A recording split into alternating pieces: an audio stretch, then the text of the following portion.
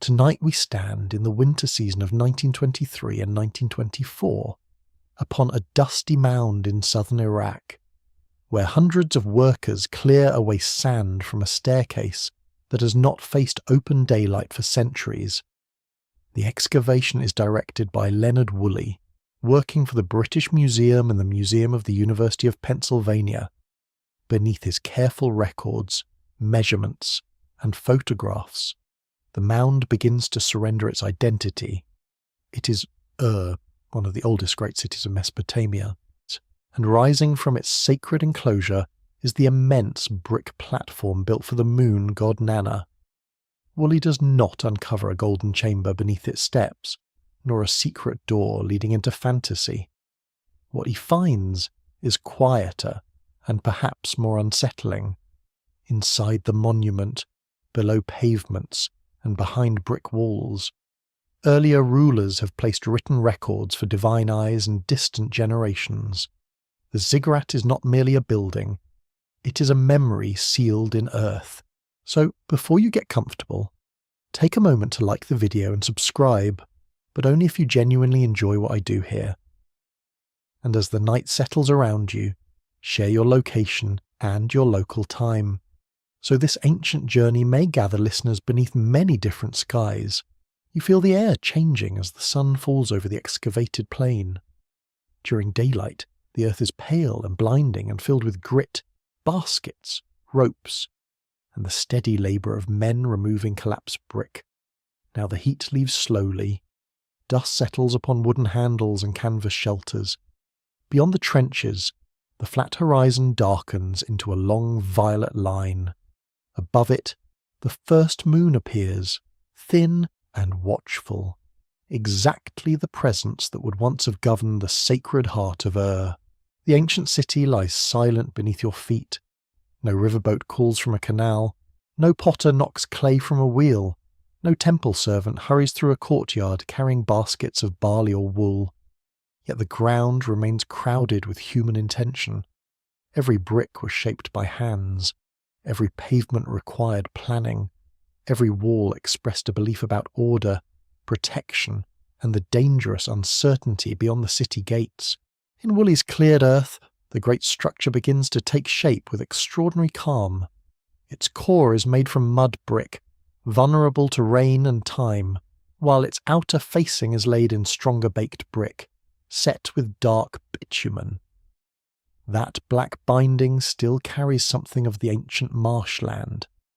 A faint imagined smell of tar warmed beneath an unforgiving sun.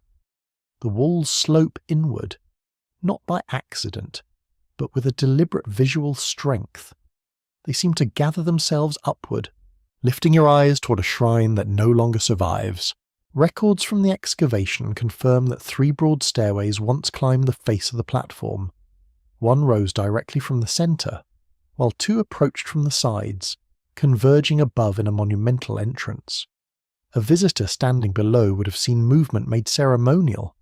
Every ascending priest, every offering, every royal appearance became part of a careful design. Even climbing stairs could become a statement of power. Civilizations have always understood that lesson rather well. The ziggurat was built around the 21st century before the Common Era. Under King Ur-Nammu, founder of the 3rd dynasty of Ur, his kingdom sought stability after generations of conflict and change. In the city's sacred district, he raised a monument that promised permanence. The promise was written in bricks, stairways, terraces, and inscriptions placed where the ordinary worshipper would never casually notice them. A building for the gods also carried the name of the man who paid for it, organized it, and expected history to remember him. You walk closer in your mind, passing along the exposed face of baked brick. Small openings pierce the outer walls. They look mysterious at first, perhaps even ritualistic in the moonlight, yet archaeologists recognized their practical purpose. They allowed moisture to escape from the inner mud brick mass, helping the building survive winter rains. Even sacred mountains need ventilation. It is a charming correction to grand imagination, that among the secrets of ancient holiness lies sensible protection against damp walls. Still, practicality does not remove mystery. The builders of Ur understood that a monument could be both useful and sacred, both engineered and enchanted by meaning. The same workers who left drainage channels also buried inscriptions. The same officials who counted bricks also served a divine household. Nothing here divides neatly into religion, government, economy, or art. Those divisions belong comfortably to modern desks and tidy museum labels. At Ur, each element leans into the others, like stairways meeting upon a single height. The moon rises higher, silvering the edges of the cleared ruins. You imagine Woolley standing near the great platform during those first seasons, notebook in hand, listening to the scrape of tools against hardened debris. His workers uncover clean brick faces hidden since late antiquity. Some surfaces appear startlingly fresh, protected by the very collapse that concealed them. A wall comes forward from the earth, not ruined entirely, but waiting. The sensation must have been almost impolite, as though the 20th century had entered a room whose occupants had stepped away only moments earlier. Long before Woolley, another investigator had already come searching through this sacred structure. Nabonidus, a Babylonian king ruling more than 1,000 years after Ur-Nammu, restored ancient temples and sought the records of earlier monarchs. Woolley found evidence that Nabonidus's workers had driven a hole into the brickwork, apparently hunting foundation deposits left by the older king. There is something beautifully strange in this. An excavator discovers the traces of an ancient ruler excavating an even older ruler. The monument contains not one past, but layers of people attempting to reach their own past. Perhaps this is the first quiet truth beneath the ziggurat. The desire to recover lost beginnings is not modern.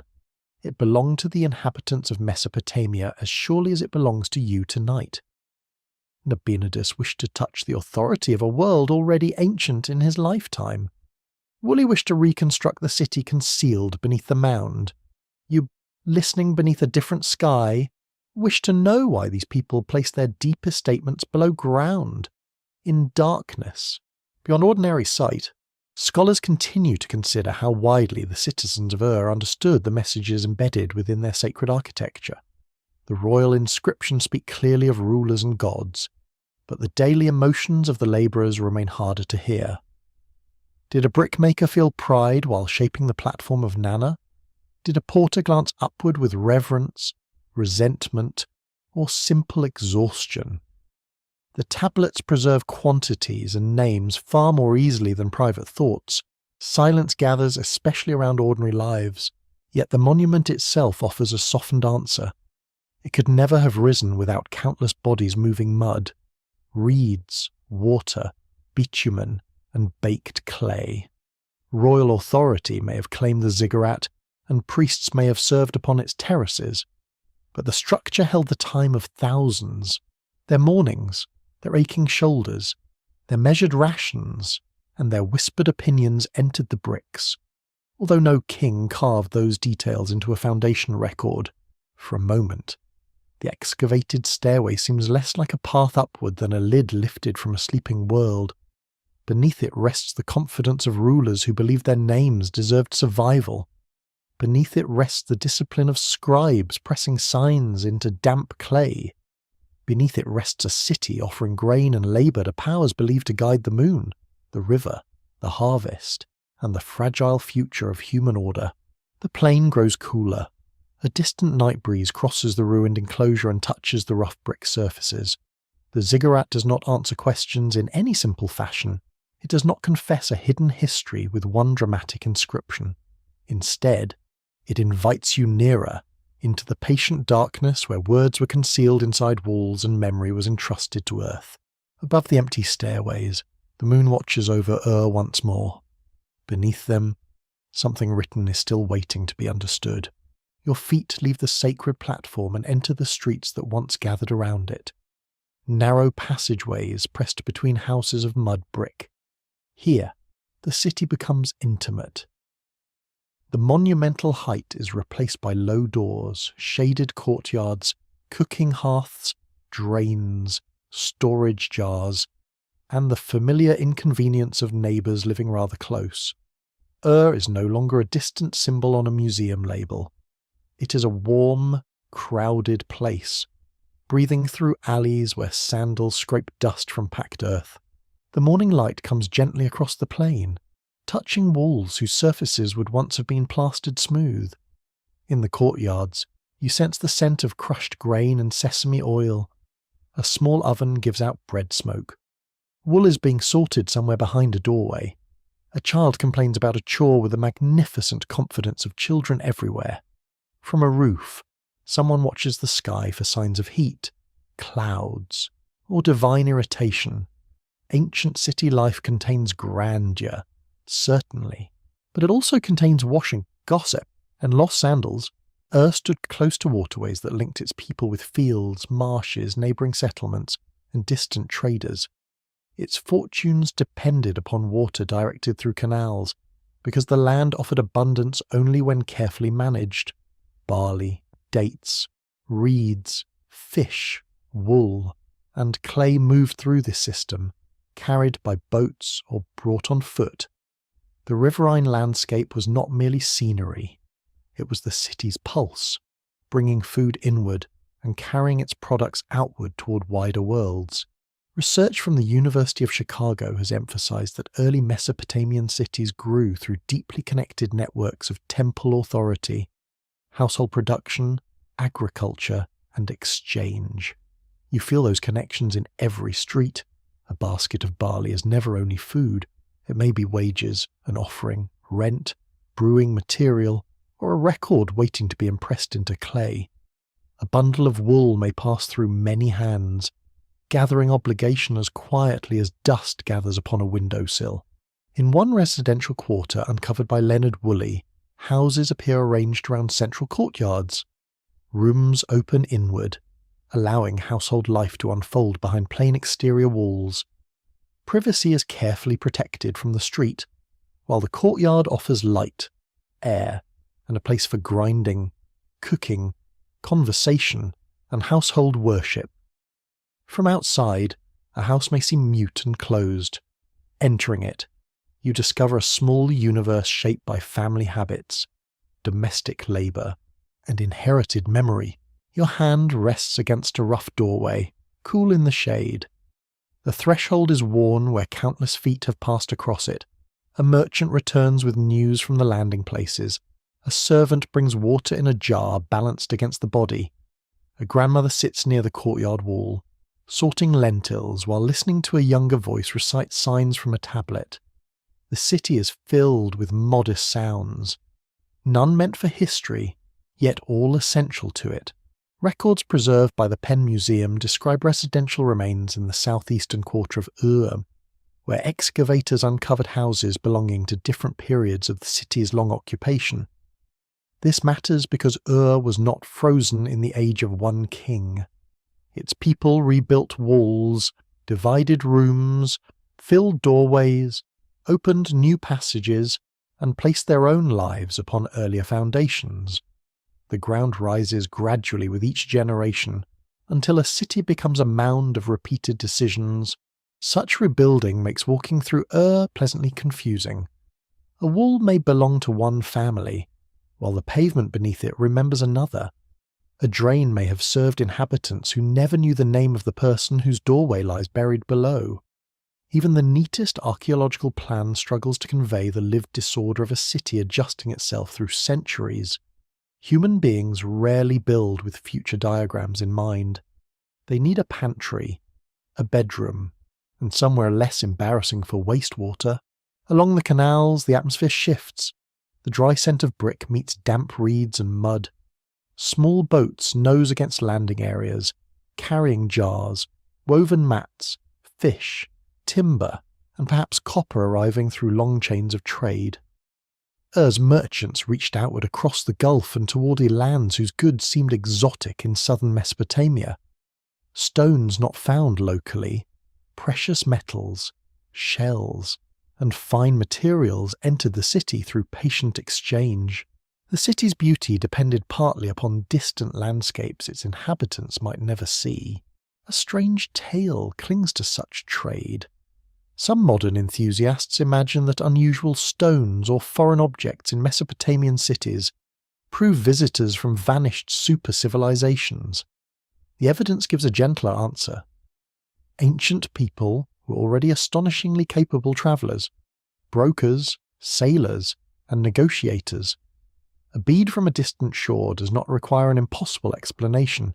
It requires a boat, skill, risk, patience, and somebody willing to pay rather too much for something beautiful.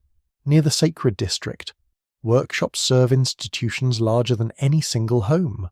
Wool is spun and woven, grain is processed, clay is shaped into vessels and tablets, reed mats are bound for floors and roofs, administrators oversee deliveries, allotments, and obligations, turning ordinary produce into the measured flow of urban existence. The temple is not separated from these activities by a soft curtain of prayer.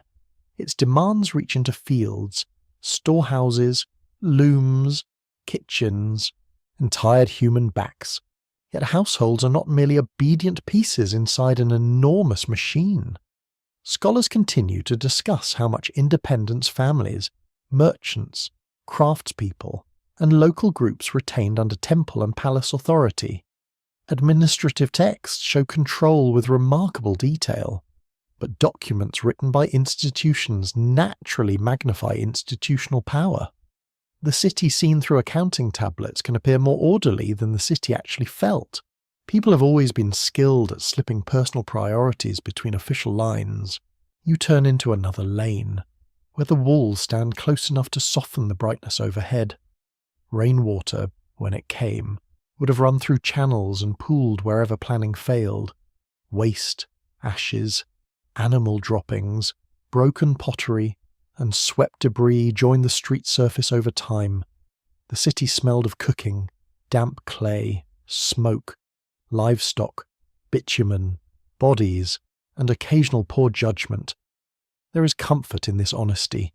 It was sacred, influential, and beautiful, but it was never unreal. Within a household room, a niche may hold a small object of devotion.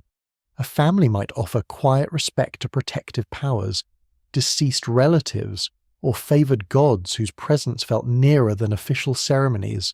Not every prayer needs a towering platform. Sometimes fear enters through a fever, a difficult birth, an unpaid debt, or a child wandering near deep water. In such moments, religion rests close to the sleeping mat and the storage jar. The city expands around you through texture rather than spectacle. Reed roofs cast patterned shadows. Donkeys shift impatiently near laden baskets. A seal is pressed into wet clay, leaving its tiny revolving scene of figures and animals. Somewhere a brewer checks a vessel with professional seriousness. Somewhere a scribe counts goods with the quiet authority of a person who knows everyone eventually fears the ledger. At night, the households grow dim. Lamps use precious oil carefully, their flames small against the darkness. Courtyards hold the remaining warmth of the day, while rooftops offer cooler sleeping places under open sky. Families listen to distant movement along the streets, the low sound of animals, the faint stirring of reeds near water, and temple activity carried across the city in fragments.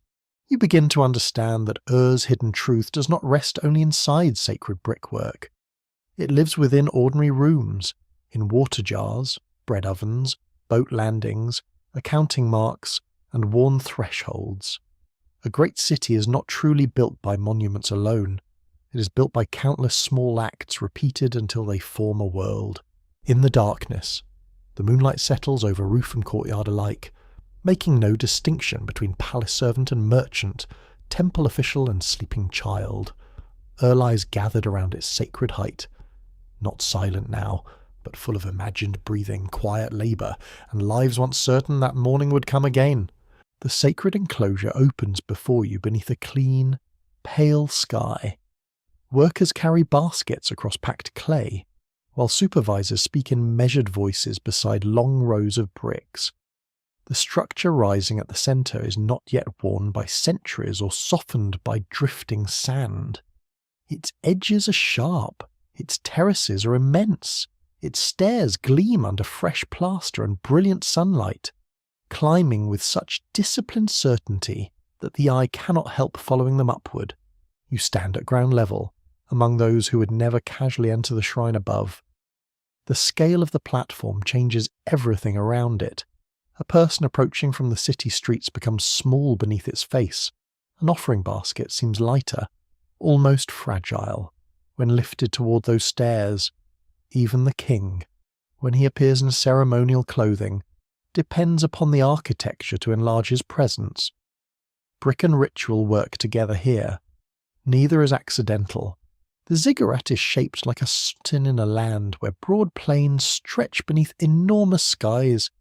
Southern Mesopotamia offers reeds, mud, marsh water, fields, and distant horizons. But few natural heights. A raised sacred platform therefore does more than support a shrine.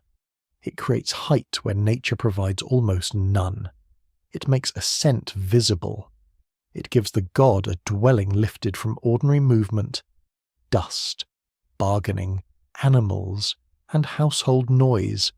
The building begins far below its finished summit. Clay is dug, mixed with chaff, pressed into moulds, and dried in hard sunlight. Bricks emerge by the thousands, then by numbers so vast that counting becomes an administrative burden. Some are baked in kilns for outer surfaces exposed to weather. Others remain sun-dried within the protected core. Bitumen arrives as a heavy black material, sticky and sharp-scented, used where strength and resistance matter most. Your fingers brush a fresh brick laid near the lower wall. Its surface still bears the clean confidence of manufacture. On certain bricks, a stamped inscription identifies the royal patron responsible for this astonishing demand upon land and labour. The king does not need to stand beside every wall. His name is already pressed into the material. Each marked brick repeats the same quiet argument.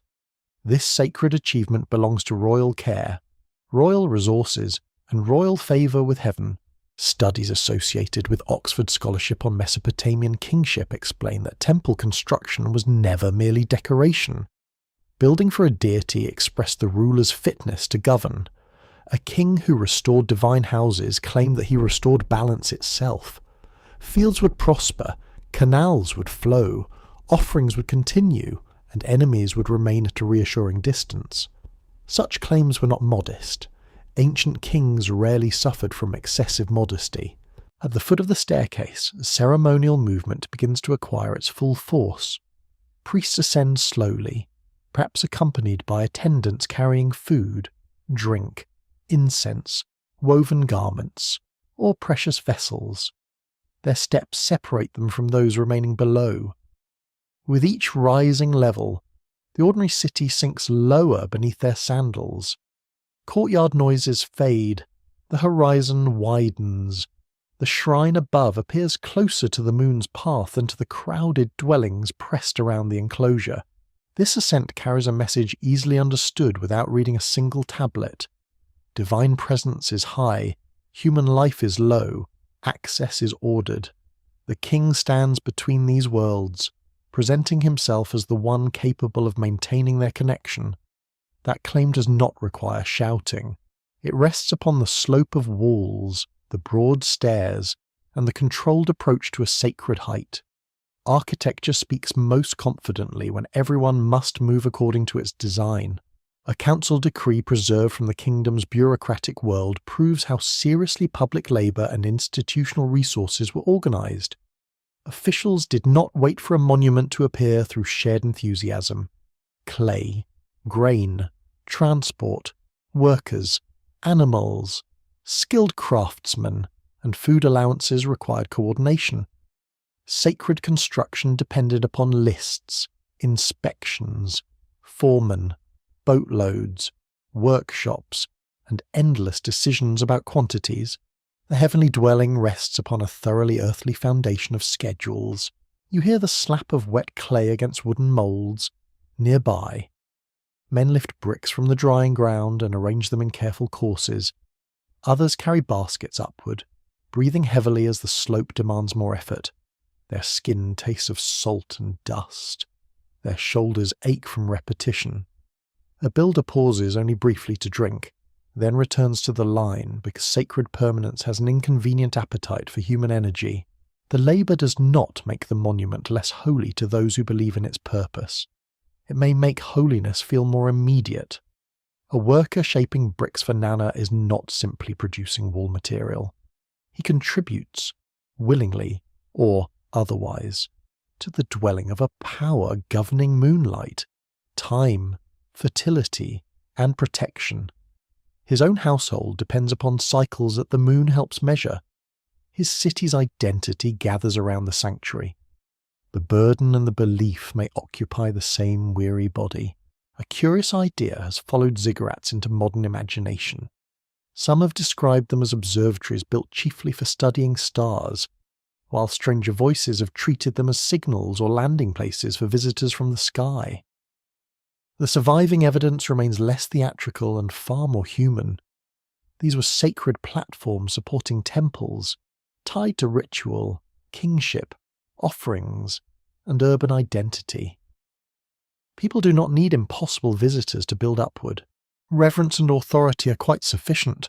Still, the sky matters. From elevated terraces, priests and officials could observe the heavens with a clarity unavailable in crowded lanes. The moon's phases carried practical and religious meaning, guiding calendars and festivals. The night sky above Ur was not a decorative ceiling. It was a patterned field in which divine intentions might be watched, interpreted, feared, and occasionally misunderstood. Even the calmest moonlight can become political when a palace awaits an omen. The shrine crowning the platform does not survive in its original form, leaving its precise appearance open to careful discussion. Historians disagree about details of access, upper structures, decorative schemes, and how ceremonies unfolded across different periods. The surviving brickwork gives certainty to the monument's mass, but not every gesture performed upon it. A staircase remains solid. The prayers once carried up it disappear into the wind. Your ascent begins slowly. The lower steps are broad beneath your feet, made for procession rather than hurried movement. With every stage, the city spreads outward across canals, roofs, yards, and fields. The sunlight catches water channels like thin strips of polished metal. Smoke rises from ovens in delicate threads. People below continue their tasks, reduced by distance into small purposeful figures within an ordered landscape. Near the upper level, the air feels cleaner, moved by a stronger breeze. Behind you stands the plain from which the building rose. Below, all the practical world remains visible. Storehouses, kitchens, workshops, animals, barges, mud, debts, arguments, and meals. Above waits the sacred chamber, approached by those authorized to carry the city's gifts into divine presence. The separation is powerful because the worlds never truly separate. The god receives offerings produced by the hands below. The king understands this union perfectly. His monument lifts worship toward heaven, while its stamped bricks anchor divine approval to his reign. When people look upward, they see religious duty arranged through royal achievement. When priests ascend, they perform ceremony upon a structure created by the palace. When future builders uncover inscriptions, the monarch's name remains embedded within the sacred body of the city. Evening draws across the finished terraces. Fresh brick darkens into warm shadow, and the first bright curve of the moon appears above the shrine. The stairway no longer seems only an architectural solution. It becomes a quiet instrument of belief, carrying offerings upward and authority downward. You remain upon the highest accessible step, where wind moves over baked clay and the city's smoke thins into darkness. Here, between the ground and the moon, human beings have built an answer to their own uncertainty. It is heavy, beautiful, demanding, and solemn. It rises because a kingdom needs order, because a ruler needs legitimacy, because worshippers need nearness, and because the distant heavens remain silent enough to invite construction. The light fades from the upper terraces, and attention settles upon places no ceremonial procession was meant to enter. Beneath paved courts, inside wall cores, and under carefully chosen corners, small objects rest in prepared hollows. They are not offerings displayed for crowds. They are not decorations meant to gleam during festivals. They are messages hidden at the moment of construction, pressed into darkness while the building is still young and the mortar still carries the smell of labour. A mason kneels beside an unfinished course of brick. Near him, an official holds a clay tablet whose surface bears ordered wedges of writing. The tablet is modest in size, easily concealed within the enormous weight gathering round it. There may be a basket nearby, perhaps a small container, perhaps objects shaped for ritual placement. A priest speaks softly. The tablet enters its cavity. Bricks close over it. The words disappear from human sight, although their purpose has only just begun. In Mesopotamia, rulers often placed foundation inscriptions beneath temples, walls, gates, and ceremonial structures. Such objects recorded royal names, divine dedications, and the claim that a ruler had built or restored a sacred dwelling. Excavations in the ancient city of Ur uncovered inscriptions connected with major building projects and restorations. The practice reveals a curious confidence. A message could matter profoundly even when almost nobody living would ever read it. You lean into the cool shadow of an imagined trench, where loosened soil gives way to ordered brickwork. An inscribed object emerges not from a library shelf, but from beneath the architecture itself. It has remained enclosed through collapsing roofs, changing dynasties, drifting sands, and the patient pressure of earth. Its writing does not describe a passing conversation. It announces a relationship. A king builds, a god receives. The city stands protected within that exchange. Researchers associated with the University of Pennsylvania have studied objects from Ur that show how writing entered sacred construction as more than record-keeping. A foundation inscription did not merely inform later readers that a building existed. It gave the monument a voice, one sealed within its body. The structure could carry its own identity, its patron, and its divine destination beneath surfaces exposed to weather and human interference. This is not writing as you usually meet it, lying open upon a page under gentle lamplight. These signs are buried deliberately. They turn knowledge inward. The building knows its name, even when the passerby does not. The god is understood to know the dedication, even if ordinary citizens hear only a public version during ceremony. To modern habits, hiding an inscription may seem almost wasteful. Ancient builders would likely find your surprise rather charming. At one corner of a sacred structure, a small shaped object may be placed with ritual care. Some Mesopotamian foundations received clay cones, inscribed bricks, tablets, or figurines designed to stand as silent guardians and witnesses. Certain figures were created in the form of divine or protective beings, holding pegs or baskets, their gestures frozen beneath floors. They would never receive applause for their service. They remained underground, guarding walls while generations walked unknowingly above their heads.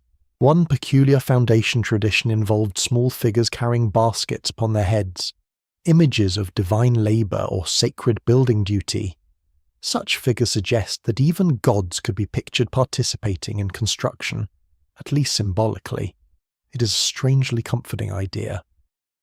When a royal building project became overwhelming, heaven itself could be shown helping with the carrying. Few administrations resist the temptation to claim excellent support from above. The practice also reveals anxiety. A temple was not guaranteed to survive merely because it was magnificent. Mud brick weakened, foundations settled, rain damaged walls. Political enemies arrived with very little respect for sacred property. Gods themselves might withdraw favour, according to the fearful logic of the age. A buried deposit could anchor a structure within divine attention, asking that the walls remain recognised, protected, and worthy of restoration. Your hand follows the line of brickwork toward a sealed corner. What mattered here was not only the existence of the words Vaist, but their location. A foundation lies at the boundary between built order and raw earth. To set writing there is to place meaning at the exact point where human intention enters the ground. The city does not merely stand upon soil, it stands upon a statement about who has authority to shape that soil into sacred form. Records confirm that later Mesopotamian rulers sometimes searched for deposits left by earlier builders when restoring temples. Finding an ancient inscription allowed a restorer to identify the original patron, honour the earlier work, and place his own name within a continuing sacred history. At Ur, the Babylonian ruler Nabonidus became famous for seeking older foundation records while repairing revered structures. He behaved, in part, like a royal antiquarian, although with rather more priests and political advantage than most museum visitors enjoy. Imagine his workmen opening ancient masonry beneath instructions from the palace. Their tools break into layers already old beyond ordinary memory. Inside, they hope to find the words of a ruler whose dynasty had vanished many lifetimes earlier. When an inscription is retrieved, it does more than satisfy curiosity. It permits Nabonidus to say that he has recovered the proper beginning, recognised the correct tradition, and restored a broken connection with sacred antiquity. There is a gentle unease in this search. A monument is presented as eternal, yet its meaning repeatedly requires repair. New rulers preserve old names while adding their own. Restoration becomes both respect and possession. The structure survives because each age finds uses for its holiness. A buried text may wait faithfully in darkness, but the person who opens it decides what its rediscovery shall mean. Scholars still weigh how these deposits functioned within public understanding. Were their contents known through ceremonies and recited formulas, even though the objects themselves remained hidden? Did most inhabitants regard them as protective acts, royal claims, or simply distant concerns of priests and officials? The inscriptions are clear about dedication, but less generous regarding audience. The people standing outside the sacred walls left fewer explanations of what buried writing meant to them. A different kind of silence appears within the tablet itself. Royal words often praise devotion, justice, abundance, and divine selection. They rarely mention reluctant workers, delayed deliveries, damaged hands, or households strained by institutional demands. The hidden text offers truth, but not the whole truth. It speaks with a royal voice because royal power arranged its burial. What lies beneath a monument may be deeply revealing, while still concealing much of the human cost above it. Night thickens around the unfinished wall. A final brick is placed over the deposit, its edge pressed down firmly until the hidden cavity closes. No glow rises from the ground. No voice announces that memory has been secured. The workers move away carrying empty baskets. The official leaves with his tablets of calculation. The priest departs from the foundation line, satisfied that the unseen duty has been completed. The inscription now begins its longest existence, not as a readable object, but as a sleeping one. It remains below footsteps, offerings, ceremonies, conquest, neglect, reign, reconstruction, and silence. Somewhere within the sacred mass, a king's name lies beside a god's name, entrusted to clay and darkness. You remain beside the sealed brickwork as the moon lifts over the plain. The most carefully preserved words in Ur are not always the words placed where human eyes can admire them. Some are hidden precisely because their audience is larger than the present moment, and because the earth itself has been asked to remember. A royal procession moves across the temple court in measured silence. Incense smoke hangs close to the paving, carrying the sweet and bitter scent of cedar resin through the dry air. Musicians hold their instruments quietly. Officials wait with tablets tucked against their robes. At the centre walks Ur-Nammu, king of Ur, his figure framed by priests, servants, and the immense sacred buildings whose bricks repeatedly carry his name. You do not meet him through his living face. No painted portrait preserves the private expression of this ruler when he feels tired, amused, frightened, or impatient. You meet him through carefully arranged words. They appear on bricks, clay cylinders, dedicatory objects, and compositions celebrating royal duty. The man reaches you through the image he wishes to leave behind. Builder, guardian, shepherd, judge, servant of the gods, and restorer of a world that needed order. His reign begins in a landscape troubled by changing powers, cities of known rivalry, disrupted authority, and the uncertainty that follows weakened rule. Ur-Nammu establishes a new dynasty centered at Ur, then presents his kingship as a remedy for disorder. He does not merely seize control and hope nobody notices. He builds sanctuaries, organizes administration, supports canals, honors major gods, and announces that balance has returned through his care. An inscription associated with his temple work speaks in the language of dedication. The king builds for Nanna, the moon god whose sacred presence watches over Ur. He identifies himself through divine favor and royal responsibility, as though his construction arises from a command larger than ambition. The great platform becomes a public assurance that the proper relationship between deity, ruler, city, and cultivated land has been secured again. The assurance is beautiful. It is also convenient. Kingship in Mesopotamia depends upon visible results. A ruler may claim divine support, but fields still require water, temples require offerings, and households require enough grain to endure difficult seasons. A neglected canal can embarrass a sacred ideology with remarkable efficiency. Ur-Nammu therefore rules through practical attention as well as ceremony. Waterways, walls, temples, regulations, and official networks form the earthly machinery supporting the heavenly message.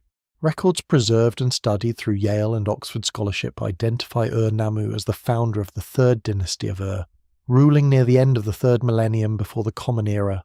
His monuments appear at several important cities, not only Ur. Such building activity declares more than devotion. By repairing sacred centres across his domain, he places royal authority within the local religious heart of each community. You stand beside a fresh inscription while a scribe traces its signs in damp clay. The signs are compact, deliberate, and formal. They contain none of the hesitation that accompanies ordinary life. There is no line admitting that materials arrived late, that a foreman complained, or that a ceremony required hurried corrections. Royal language moves with the calm confidence of someone whose difficulties have been edited out by professionals. Yet the message matters because the risks are genuine. A city relying upon irrigation lives close to anxiety. Too little water threatens hunger. Too much water damages fields and buildings. Rival rulers threaten borders. Disease enters crowded houses without consulting temple officials. In such a world, the image of a king maintaining justice and divine favor offers emotional shelter. People may understand that a monument does not control every misfortune, while still longing for the order it represents. One celebrated legal text bearing Ur-Nammu's name presents him as a ruler concerned with justice. Its surviving provisions address injuries, marriage matters, sexual offences, slavery, and disputes involving compensation. The text is fragmentary, yet its opening vision is revealing. The king depicts himself as establishing fairness under divine authority, protecting society from oppression, and correcting improper burdens. Justice is made part of the royal building project, another structure raised against uncertainty. Your ears catch the quiet tap of a stylus. A scribe records silver payments and penalties with careful precision. Unlike legends filled with thunderbolts and monsters, the legal world depends on valuation, witnesses, status, and the grimly familiar question of who owes what to whom. It is a surprisingly intimate glimpse of royal ideology. The king does not only ascend ceremonial stairs, he enters quarrels, contracts, damaged bodies, inheritance concerns, and the ordinary friction of living among other people. A curious modern tidbit often appears in discussions of Ur-Nammu. His law collection is frequently described as older than the famous laws of Hammurabi. This is true in broad terms, although the surviving text is incomplete, and its discovery does not mean Ur-Nammu invented law itself. Human beings were arguing about property, marriage, injury, and debt long before a royal scribe arranged the matter attractively upon clay. Civilization becomes sophisticated very quickly once neighbours disagree over a boundary. Hymnic literature also enlarges the king's image in royal praise compositions. Ur-Nammu may appear blessed by great gods, gifted with wisdom, capable of establishing prosperity and pleasing divine powers through worship. Such poems are not diary entries. They are formal acts of royal imagination, recited or copied within educated settings, helping the king's identity travel beyond his physical presence. A ruler becomes not only a man, but a pattern of desirable qualities performed in language. The sound of a hymn fills a temple space. It moves slowly, supported by strings and trained voices, naming cities, divine favour, offerings, strength, and reverence. You sense how repetition can settle into listeners like warm oil. A king described often enough as caring, righteous, vigorous, and beloved by heaven may begin to feel inseparable from those qualities. Political communication has acquired newer materials, certainly, but not entirely new instincts. There is also a darker tenderness around Ur-Nammu. A Sumerian literary composition describes his death and his passage into the world of the dead, where even a mighty king cannot escape the final limit placed upon human status. He brings gifts, faces grief, and discovers that royal accomplishment does not prevent absence. The text is poetic rather than a simple report, yet it gives the royal image an unusual vulnerability. The builder of enduring monuments still becomes a lost presence mourned by those who remain. Historians continue to debate how closely royal hymns reflect actual political experience rather than courtly ideals. They reveal what kingship wished to sound like, but not always how authority felt in a farmer's field or a worker's household. Ur-Nammu may genuinely have improved stability and governance. He also controlled the language celebrating those improvements. Praise is evidence, but it is evidence wearing ceremonial clothing. The evening breeze moves through the sanctuary court, lifting the smoke into thin, fading strands. Ur-Nammu's inscribed name rests inside foundations and across stamped bricks, protected by the very structures raised under his command. His voice speaks of service to Nana, of restored temples, measured justice, and a kingdom returned to proper alignment. It is a voice shaped to outlast his breathing body. You remain among the formal shadows as attendants withdraw, and lamps burn lower beside the walls. The king has not revealed himself completely. Perhaps no ruler ever does. What survives is the role he chose to perform for gods, officials, citizens, and those not yet born. Beneath moonlit walls, that performance settles into clay, dignified and patient, still asking to be believed. Dawn spreads across the palace roofs with a pale copper glow, and a different kind of kingship begins to move through Ur. A ruler emerges who will not be content simply to restore temples or secure canals. Shulgi, son of Ur-Nammu, presents himself as something larger, a master of every skill, a favourite of the gods, a tireless athlete, a learned scribe, a warrior, a musician, a judge, and eventually a divine figure in his own lifetime. You hear his name in a hall where scribes sit cross-legged beside damp tablets. The room smells of clay, reed matting, lamp smoke, and wool garments warmed by close bodies. A teacher recites a royal hymn, pausing while younger hands copy the signs. The composition does not merely praise the king, it constructs him carefully, quality upon quality, until the mortal ruler begins to shine with an almost impossible completeness. Shulgi rules for many decades during the 21st century before the Common Era, and his reign becomes central to the strength of the third dynasty of Ur. Research associated with Oxford scholars of Sumerian literature has shown how richly his rule is represented in royal hymns and administrative documents.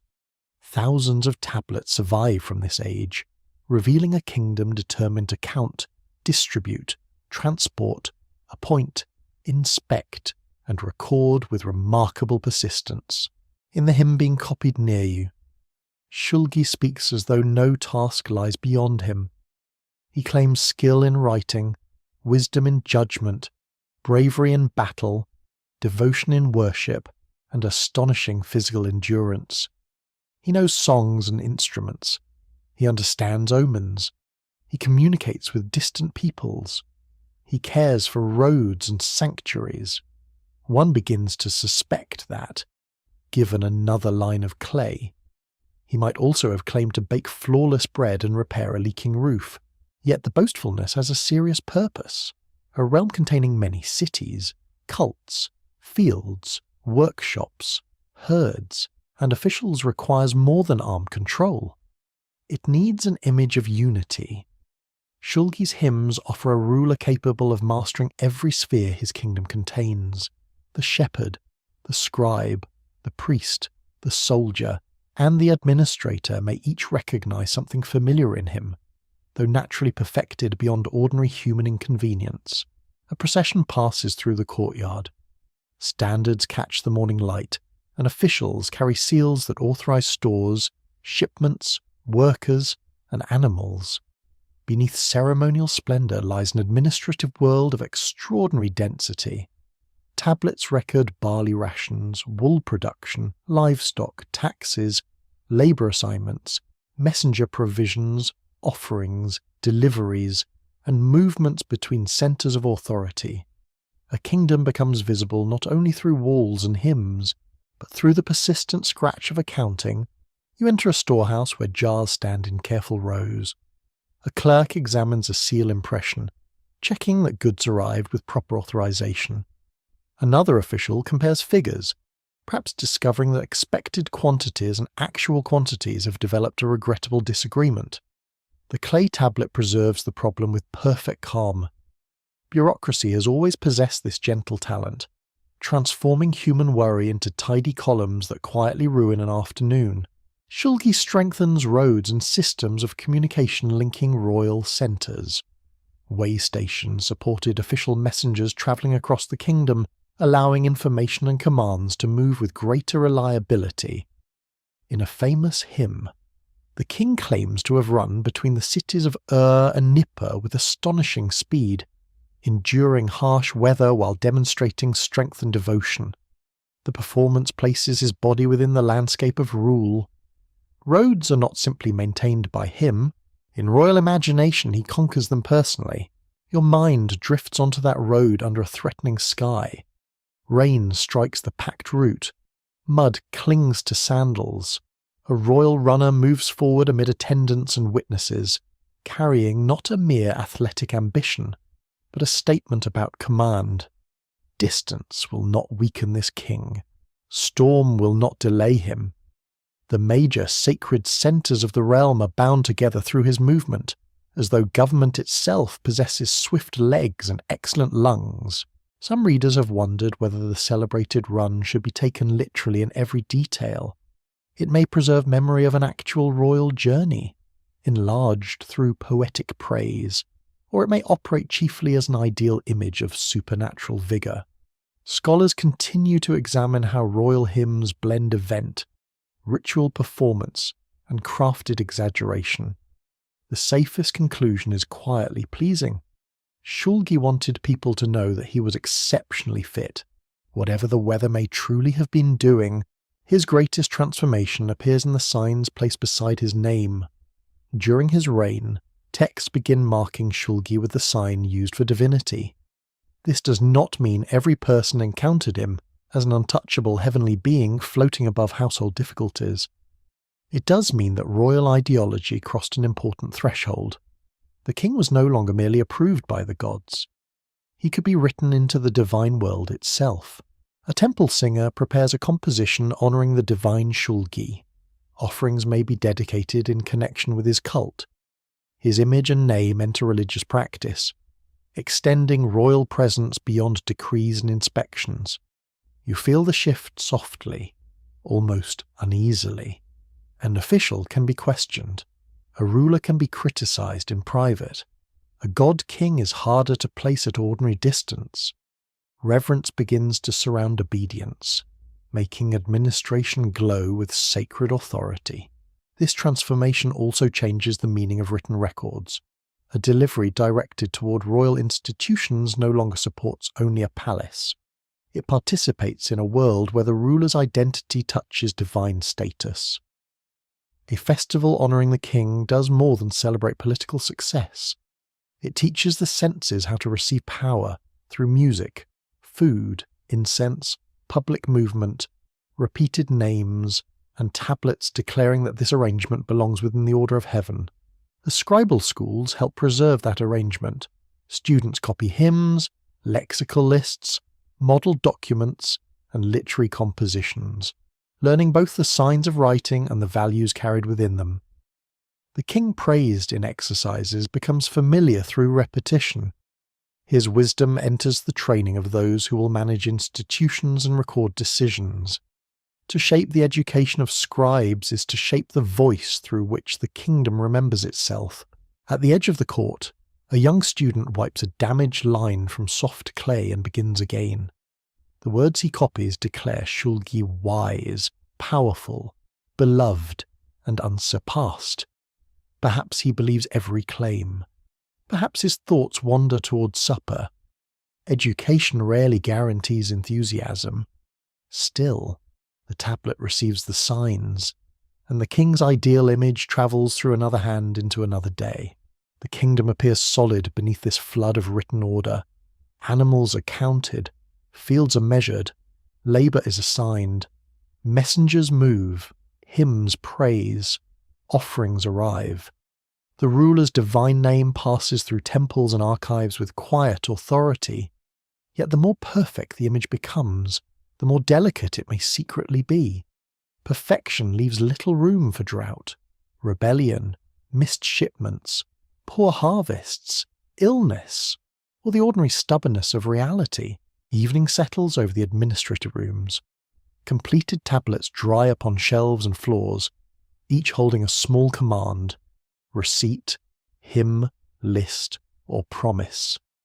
Outside, a ceremony honours the ruler whose presence seems to reach into road, school, shrine, granary, and song. Shulgi has made kingship feel larger than one human life. He has filled clay with a portrait of a world running smoothly beneath a divine and tireless hand. You listen as the final hymn fades into the cooling air. In its measured lines, government is no longer merely necessary. It is graceful, sacred, educated, swift, and nearly everlasting. Such beauty can be persuasive. It can also make the first sound of disorder very difficult to admit. Night comes gently to the sacred quarter, and the bright heat of the plain releases its hold upon stone and clay. Lamps appear in doorways like low golden stars. Their flames tremble in shallow bowls of oil, sending upward the soft scent of smoke and warmed fat. Above the temple courts, the moon rises with patient authority, casting silver light over roofs, storage chambers, offering tables, and the quiet movements of those who serve its god. In Ur, the moon is not a distant ornament hanging prettily in the darkness. It is the visible sign of Nana, the city's great divine patron, whose changing shape measures time and governs sacred expectation. His presence passes through the night sky in a steady rhythm, thin crescent, growing brightness, rounded fullness, and gradual disappearance. Each phase offers reassurance that loss may be followed by return. You stand near an inner courtyard where attendants prepare the evening service. One carries a vessel of clean water, another brings bread, beer, dates, and carefully measured portions of food. A priest examines the arrangement with a practiced eye, because divine households, like royal households, expect proper attention. The gods may possess eternity, yet their servants remain wonderfully concerned about whether the bread has arrived in the correct basket. Excavated tablets and temple records from Ur confirm that the sanctuary of Nana received extensive offerings, supported personnel, and managed resources tied to worship. The god's household possessed fields, animals, food stores, garments, vessels, and labour. His temple was not an empty chamber occupied only by prayer. It was a powerful institution whose sacred obligations touched farming, herding, cooking, weaving, accounting, music, and public ceremony. The priests approach their duties with solemn precision. Some oversee rituals and offerings. Some chant compositions in trained voices. Some handle purification, vessels, garments, and sacred spaces. Others work within the broad administration needed to sustain a god whose divine table cannot depend upon last-minute generosity. A sanctuary requires order every day, because the moon may glide calmly overhead, but grain still needs storing and beer still needs brewing. Your ears catch the faint sound of a stringed instrument. A singer's voice enters the darkness, low and measured, carrying praise toward the inner chambers. The words present Nana as radiant, majestic, wise, and gracious toward his city. They ask for favour upon people, herds, fields, and the ruler who claims to care for divine worship. The sound is soothing, although the request beneath it is serious. A city dependent upon water and harvest cannot afford divine neglect. A table stands prepared with bread still warm from an oven. Dates gleam in a shallow dish. Beer rests in vessels shaped by skilled hands. Meat may accompany special occasions, along with fine oils and fragrant substances. Once presented, such offerings express more than nourishment for an unseen being. They display devotion, abundance, obligation, and the hope that generosity passing upward will return as protection flowing downward. The temple kitchen holds its own quiet holiness. Flour dust settles on arms and floor mats.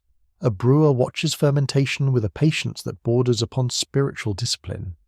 A cook tends heat while an administrator waits nearby, perhaps ensuring that sacred portions do not wander into purely human appetites. Religion here includes prayer and hymn, certainly. It also includes the eternal mystery of managing provisions without someone sampling the important part. A curious feature of Mesopotamian belief may gently unsettle modern expectation. Nana, whose visible sign is the moon, is male. Many later traditions encourage people to imagine the moon as feminine and the sun as masculine. Ur offers another arrangement. Its moon god is fatherly, powerful, and deeply honoured, while the sun god appears within a related divine family. The heavens do not always obey the assumptions carried into them by later ages. The crescent moon possesses a special beauty above the flat land. Its shape may resemble the curved horns of a powerful bull, an image associated with strength and fertility. In hymns and sacred imagery, the lunar deity can carry this sense of magnificent, measured power. You look upward and understand the appeal. Against the black sky, the crescent does not seem delicate. It appears sharp, bright, and perfectly capable of commanding attention. Temple life also reaches into political ceremony through the high priestess attached to the moon god's cult. In important periods, royal daughters could be appointed to this prestigious office, creating a sacred bond between palace authority and the worship of Nana. The position carried enormous symbolic weight. A daughter of the ruling house entered divine service, and the city witnessed kingship placed near the god through family, ritual, and public memory. Her residence is not merely a private retreat filled with incense and contemplative moon-watching. Servants, officials, possessions, ceremonial duties, and institutional interests surround her position. She may preside over sacred observances and embody the connection between divine household and royal household. Her life is elevated, but hardly simple. Sacred prestige often arrives carrying schedules, obligations, and more formal clothing than anyone could reasonably desire in summer. Researchers connected with Yale and the University of Pennsylvania have examined the powerful place of women in Mesopotamian temple institutions, especially through priestly offices and written compositions. Evidence shows that elite women could hold influential religious roles, own or manage resources, and participate in preserving sacred tradition. Yet scholars still discuss how far ceremonial prominence translated into independent authority within a political system governed mainly by male rulers and male officials. You move through the sanctuary as the night advances. A door opens onto a quiet chamber where vessels have been placed in orderly groups. Nearby, a tablet records deliveries connected with worship. Signs impressed into clay transform barley, oil, sheep, and woven cloth into obligations fulfilled under divine supervision. An offering may appear poetic beneath moonlight, but the record of it remains admirably exact. The gods are revered, the accounts are checked. Beyond the walls, ordinary households follow the same celestial rhythm in humbler ways. People note the waxing moon when planning festivals, journeys, offerings, and obligations. Officials require calendars for administration. Farmers observe seasons and water conditions. Families know that particular days carry sacred meanings. Time does not arrive as neat printed squares upon a wall. It appears overhead, brightening and fading above sleeping roofs. The calendar is not a perfect servant. Lunar months do not fit the solar year without adjustment, and the needs of agriculture eventually demand correction. Specialists watch, record, and announce the ordering of months and festivals. A city must know when offerings are due and when seasonal work should occur. Heaven provides the pattern, but human beings remain responsible for interpreting it. Even a divine schedule occasionally needs administrative assistance. There is an unsettled edge to such observation. A clear moon can promise regularity, yet an eclipse may turn calm worship into apprehension. When the bright disk darkens unexpectedly, people may fear that disorder has touched the divine realm. Ritual responses seek to protect king, city, and community from ominous consequences. Modern knowledge explains the shadow with confidence. In the courtyard of Ur, the sudden dimming feels like a warning delivered without courtesy. Tonight, however, the moon remains whole and serene.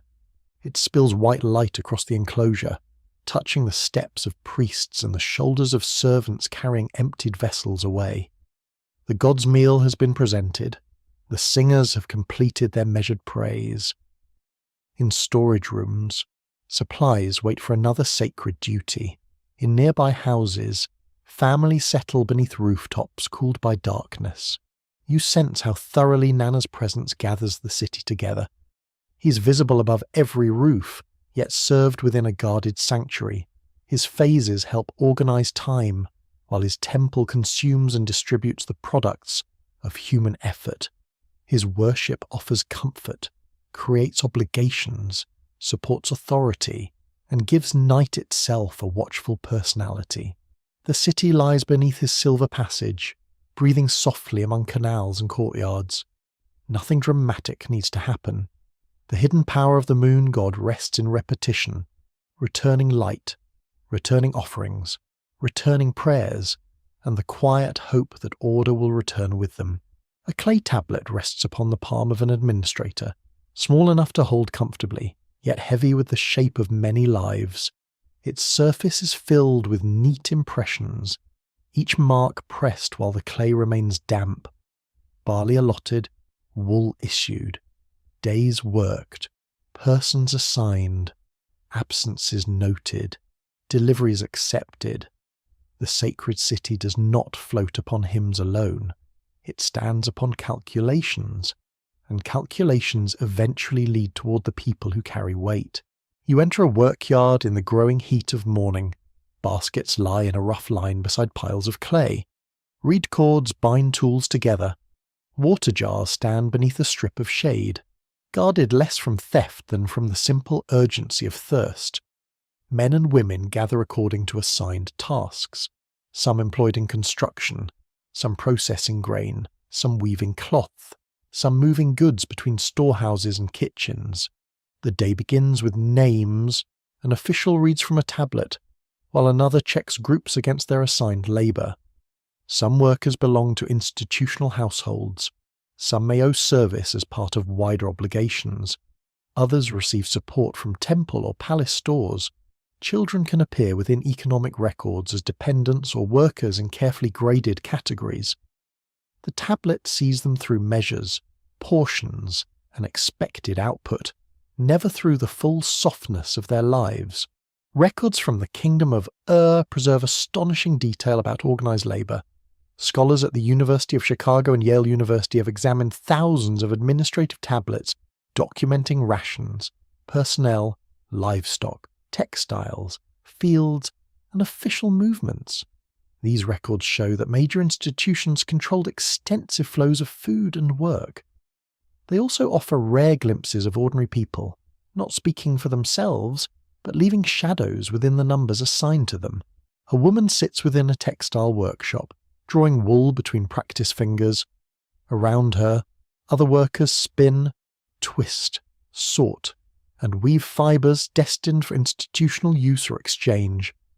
Wool is one of the great materials of the economy, valuable, transportable, and endlessly demanding of careful labour. The room is close and dusty. Fine fibres cling to clothing and hair. Conversation moves quietly beneath supervision, because hands can work even while minds drift elsewhere. Textile records reveal large groups of women and children attached to production. Their rations could vary according to status, age, duty, and institutional expectation: grain, oil, wool, and sometimes other provisions supported workers whose efforts filled storerooms and enabled trade. It is tempting to see a ration as payment and stop there. Yet a measured portion also suggests dependence. When food arrives through an institution, hunger becomes closely acquainted with administration. You hear grain pouring into a vessel, a dry rushing sound like soft rain. A clerk watches the measure settle, checks the amount, and presses a notation into clay. A worker receives barley that may become bread, porridge, or beer within the household. The portion is practical, but it also expresses rank. More grain means more security, perhaps more dignity. Less grain means smaller meals and sharper calculations around the cooking pot. One unusual detail in the tablets concerns dead workers who continue appearing in records until officials properly remove them from lists. This does not suggest ghostly labourers reporting dutifully to a foreman. It suggests the slower pace of paperwork when life changes suddenly and institutions must catch up. Somewhere, a household grieves, while somewhere else a scribe must correct an account. Even antiquity understood that official systems rarely move at the speed of sorrow. Outside, labourers begin carrying loads of brick and earth. A basket presses against the shoulder. Bare feet search for stable ground upon uneven surfaces. Heat settles over the yard, flattening conversation until only essential sounds remain. Breathing, footsteps, clay striking clay, a supervisor's call, and the splash of water poured sparingly into waiting hands. Sacred buildings demand patience from those permitted to admire them, and far greater patience from those required to lift them. Some workers are organised into teams overseen by supervisors responsible for attendance and performance. Such arrangements allow institutions to mobilise large numbers of people for agricultural work, hauling, maintenance, construction, and transport. A canal must be dredged when silt gathers. A field must be harvested when grain ripens. A wall must be repaired when weather opens cracks. Authority may be proclaimed in ceremonies, but it survives through the timing of labour. The boats along the waterways offer no escape from calculation. Boatmen transport grain, reeds, animals, wool, clay, and other supplies under written instruction. A shipment begins with quantity and destination, then encounters wind, mud, damaged vessels, tired rowers, and officials waiting impatiently at the landing. On arrival, seals and tablet records confirm what has appeared. The river moves freely enough, yet almost everything upon it belongs to somebody's account. You pass a row of workers receiving provisions. There is no dramatic protest, only the quiet intensity of people watching what enters each container. A discrepancy matters. An overlooked measure may become an empty bowl in a household already close to difficulty. A widow, an orphan, an elderly dependent, or an exhausted spinner cannot eat royal claims of prosperity. Their relationship with the great institutions becomes immediate when the grain jar begins to look too light. The surviving documents encourage difficult questions. Some historians describe the labour system as highly controlled and burdensome, especially for dependent women and children recorded in workshops. Others caution that tablets do not always reveal the full social circumstances of those listed, nor whether every category represented the same degree of restriction. There remains serious discussion about how to understand dependence, service, compensation, and coercion within the administrative language of. A tablet records output from textile workers with brisk efficiency. It does not preserve the soreness in a woman's wrist, the joke whispered beside a loom, or the worry carried home when a child coughs through the night. This absence matters. Institutions write down what they require. They preserve cloth, grain, days, deficits, and obligations because such matters affect management. Human feeling enters only accidentally, through shortages, deaths, flight, disputes, or a name lingering with unexpected power. Still, names are there. A person whose face has vanished may remain as a line of signs in a clay list, connected to barley received or work assigned. You cannot recover every private hope from such records, but you can resist allowing the person to dissolve entirely into quantity. Each portion measured suggests a mouth. Each length of cloth suggests hours of motion. Each labour assignment suggests a body rising at dawn because refusal, hunger, duty or belief leaves little choice. Near midday, shade becomes precious. Workers crouch beside a wall, sharing water and bread while dust dries along their arms. A temple tower may rise in the distance, magnificent against the bright sky, but their immediate attention belongs to food, rest, and the coming hours of work. Perhaps some feel devotion toward the sacred city they support. Perhaps some measure the monument less spiritually, by the weight it places upon their shoulders. The administrator returns to his tablet.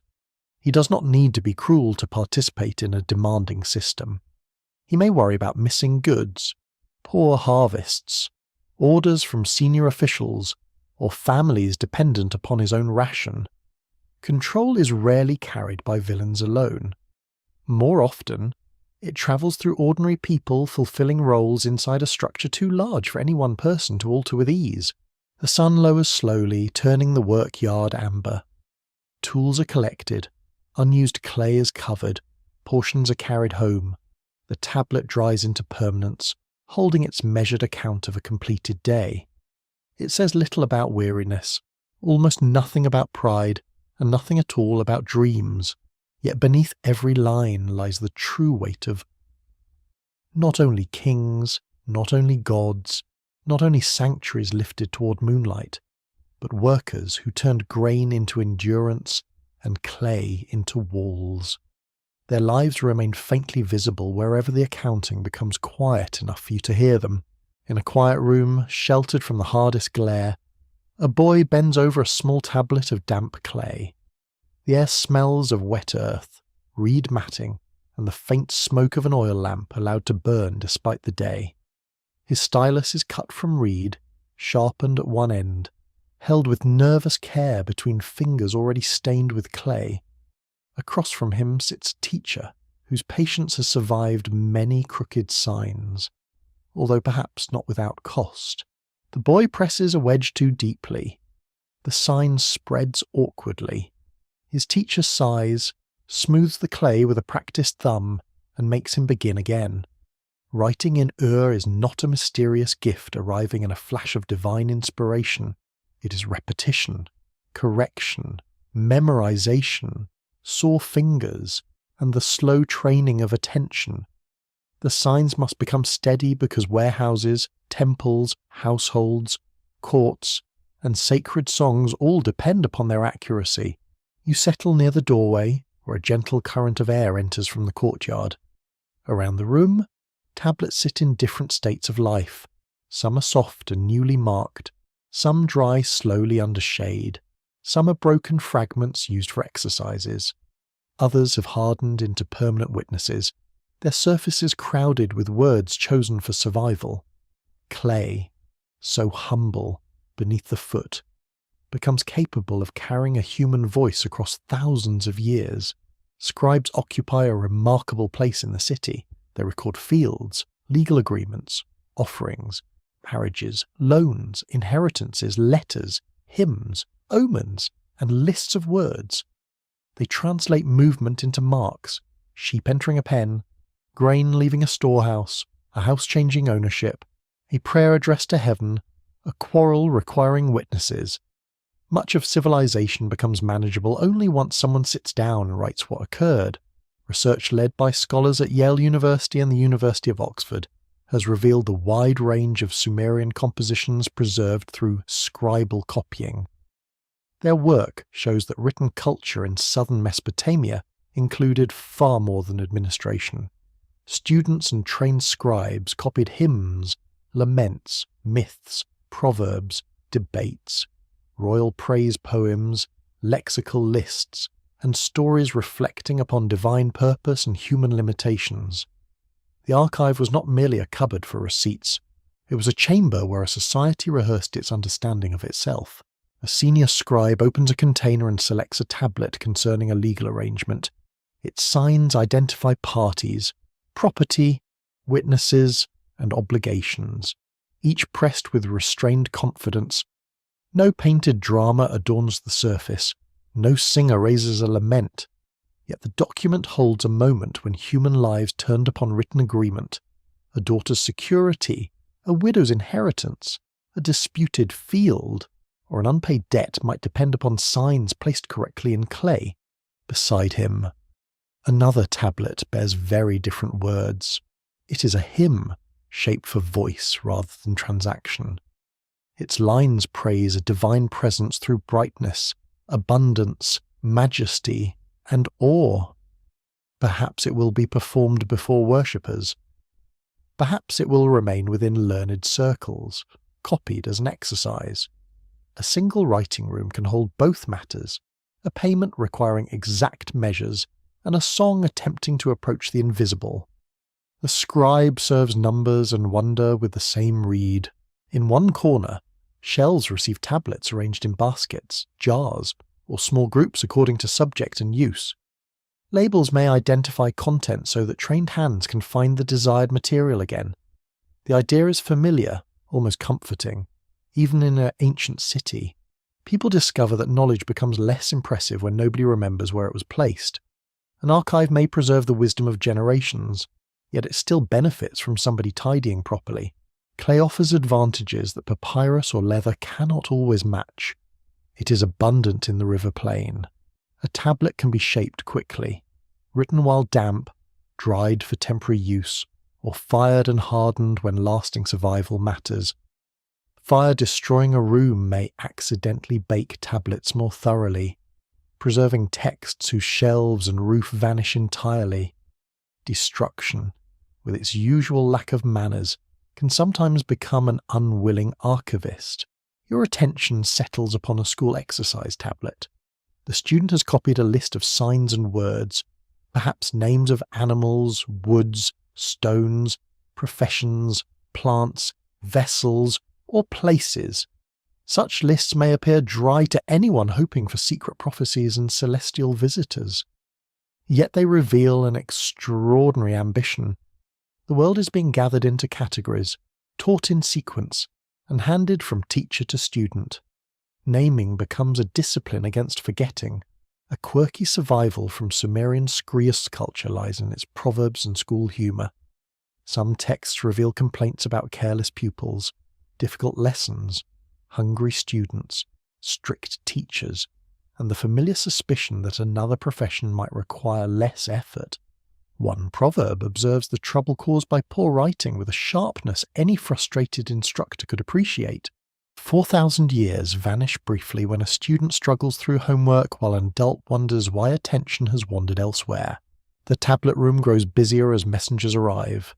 A sealed communication is placed before an official. A contract awaits witnesses. A priest requests a text for ritual performance. A teacher checks copied lines. Each tablet enters a different current of city life. Yet everyone depends upon shared trust in signs. The marks must be recognized. The training must remain consistent. The reader must believe that clay can preserve intention beyond the voice that first declared it. This trust is never perfect. A tablet can be misread, damaged, falsely composed, deliberately altered, or understood differently by later readers. Scholars still debate how widely literary texts circulated outside scribal and temple environments. A hymn copied repeatedly in a school reveals what educated scribes valued, but not necessarily what every potter, boatman, or shepherd heard at home. Written memory can illuminate a culture while quietly favouring those trained to command it. Even so, the tablet rooms open delicate windows onto ordinary thought. Proverbs tease laziness, greed, family tension, and foolish behaviour. Letters convey complaints, requests, anxiety, and irritation. Laments attempt to speak when cities suffer. Myths ask why labour exists, why order fails, and why divine decisions remain difficult for human beings to understand. These questions do not appear dead or remote. They linger near your own questions, resting beneath different stars. You watch a scribe shape an envelope of clay around a finished legal tablet. The inner document contains the agreement. The outer covering repeats essential wording and receives seal impressions. Should disagreement arise, the envelope can be broken and the original signs examined. It is an elegant precaution, surprisingly modern in spirit. People who live among gods and omens still understand the practical value of having a sealed copy. When a neighbour becomes creatively forgetful, the sun begins to lower beyond the courtyard. Students gather discarded practice pieces. Officials carry completed tablets into storerooms. A singer takes away the text required for an evening performance. The room grows cooler, and the final damp tablet rests upon a board, its signs dark against smooth brown clay. You understand that a city can vanish from the living world and still refuse complete silence.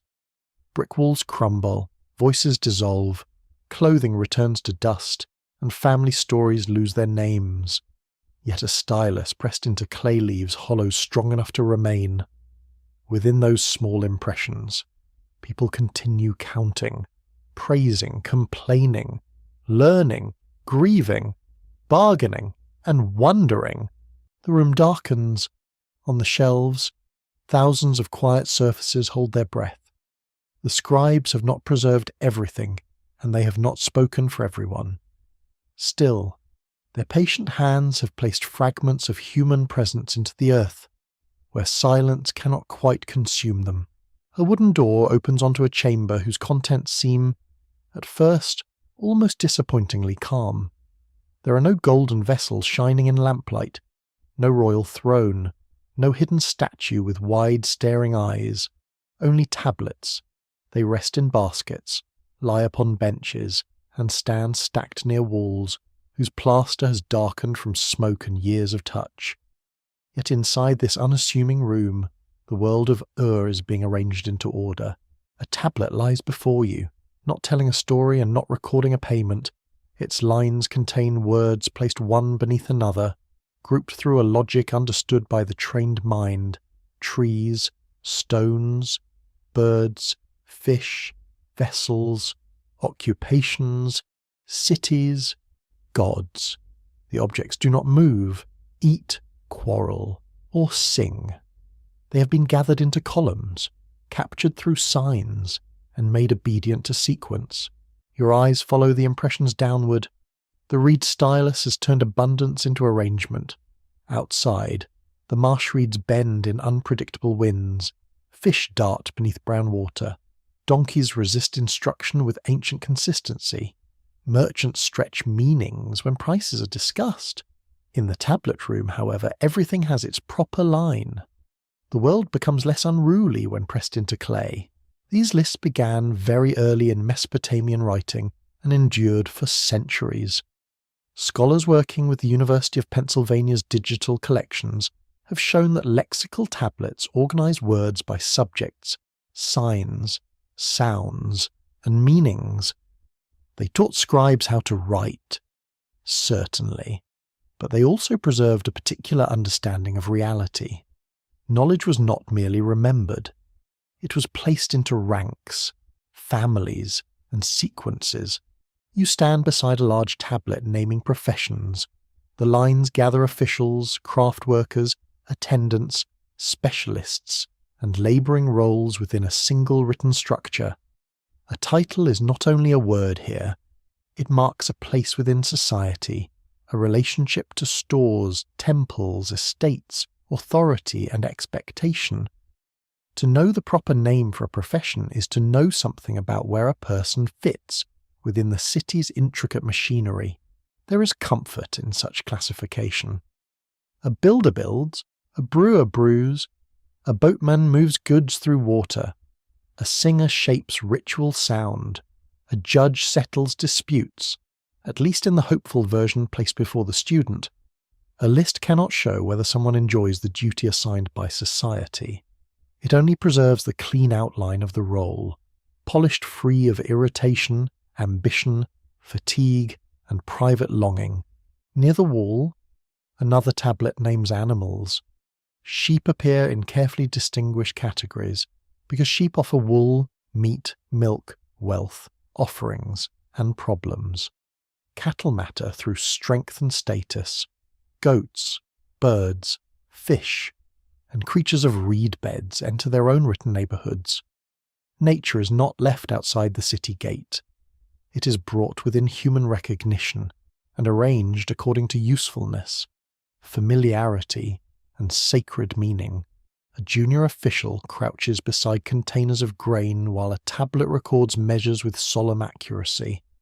Barley must not merely exist, it must be measured through agreed units, divided for use, entered under proper headings, and compared with expectations. Fields require dimensions. Silver requires weights. Beer, oil, and wool require quantities comprehensible to other officials.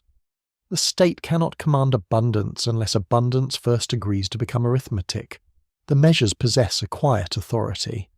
A jar filled to the proper level may decide whether an offering is sufficient, whether workers are provisioned, whether a debt has been fulfilled, or whether a steward begins explaining himself in an uncomfortable office. Numbers allow distance. A ruler need not visit every storehouse when clay can carry totals toward the centre. Writing stretches power across fields and waterways, one careful amount at a time. Research by historians studying the administrative world of the Third Dynasty of Ur has revealed an enormous surviving body of records concerned with goods, animals, personnel, land, and official transfers. Their very quantity suggests a kingdom deeply invested in recording movement. Yet those tablets did not simply reflect control. It is possible that the habit of recording helped create the control, teaching institutions to view the realm as a collection of countable resources. You feel that change within the chamber. A flock becomes a number with categories. A field becomes an area with expected yield. A worker becomes an assigned name beside allotted provisions. An offering becomes a delivered quantity accepted by a temple office. The tablet does not hate what it measures. It simply removes softness from the picture. Once the world enters columns, it becomes easier to manage, and easier to forget in human terms. Across the room rests a list of divine names. Here the ordering grows more delicate. The gods do not occupy the same uncertain space as barley jars or wool bundles, yet scribes still arrange them. Great divine powers, local forms, attendant beings, family relationships, cultic connections, and sacred titles can all be placed into learned sequence. The heavens themselves begin to resemble an immense court, dignified, complex, and surprisingly well organized on clay. The thought is quietly astonishing. Human beings living beside shifting rivers, fragile crops, illness, storms, and political unrest create lists in which even divine multiplicity receives an orderly shape. The gods may remain powerful and mysterious, but their names stand in rows. Chaos may press against every canal bank and city wall. Yet the tablet insists there is pattern somewhere, even if only within the discipline of the written sign. One charming oddity appears among the lists devoted to the living world. Mesopotamian scribes produced long-ordered collections involving fish, birds, plants, woods, stones, and manufactured things, sometimes preserving creatures or materials difficult for modern scholars to identify with confidence. Somewhere in a solemn sequence, a forgotten variety of fish has survived more successfully as a written puzzle than as supper. Immortality chooses unusual vessels. The lists are not limited to tangible things. Signs can be grouped by appearance or sound. Words can be arranged to teach recognition and memory. Students learn that one wedge added or turned differently can change meaning entirely. Their education asks them to master not merely language, but a system in which precise distinctions matter. A careless sign may transform a useful account into an object of irritation, confusion, or expensive correction. Your hand hovers above a tablet filled with repeated patterns. The surface seems dry until you imagine the effort it demanded. The student recites, copies, forgets, receives correction, and copies again. Gradually, the categories enter memory. Wood is not simply wood. Stone is not simply stone. An official title is not simply a person standing importantly near a door. Each belongs to a named place in an ordered mental world. There remains disagreement among scholars concerning how these learnt lists shaped thought beyond scribal education. Did they deeply influence the way officials and priests perceive society, nature, and divinity? Or did they function primarily as practical exercises and inherited scholarly traditions? Clay does not disclose the inner habits of every reader. Still, a culture that copies order repeatedly may come to feel that order is both possible and necessary. Outside the chamber, the afternoon wind stirs loose dust across the courtyard. The real city remains stubbornly alive. Animals wander from their appointed usefulness. Deliveries arrive late. Water levels vary. People change occupations, conceal mistakes, lose tools, fall ill, and fail to fit comfortably within a line of text. A list can describe the city's categories, but it cannot persuade life to remain inside them. As darkness gathers, an attendant places the tablets back into their containers. Birds, woods, measures, gods, professions, vessels, and stones return to shadow. Their ordered lines wait patiently, holding a silent promise that the world may be understood if only it is named carefully enough. You leave the chamber with that promise lingering behind you. Inner writing does not merely preserve memory. It draws boundaries around uncertainty. It tells a vulnerable city that every creature, duty, offering, material, and divine power may occupy a proper place. For a little while, under the rising moon, the vast disorder beyond the walls seems almost willing to obey. The lamp burns lower in the tablet room, and the practical noise of the city withdraws into evening. No grain delivery is being checked now. No herd is being counted beside a dusty gate. A scribe chooses a different tablet, one whose lines do not concern a present shipment, a living debtor, or a temple ration. Its words open onto an age so remote that even the oldest walls of Ur seem newly made beside it. You listen as the voice begins with kingship arriving from heaven. Before familiar dynasties, before the kings whose inscriptions remain inside sacred buildings, authority is imagined descending into the first cities. The earliest seat of rule is Eridu, a settlement already wrapped in antiquity for those listening at Ur. It lies across the southern plain, near old watercourses and marsh edges, where generations believe civilization had first learned to gather around a sacred place. The composition is known to modern scholars as the Sumerian king list. Copies preserve changing forms of its story, shaped by different scribes and political needs.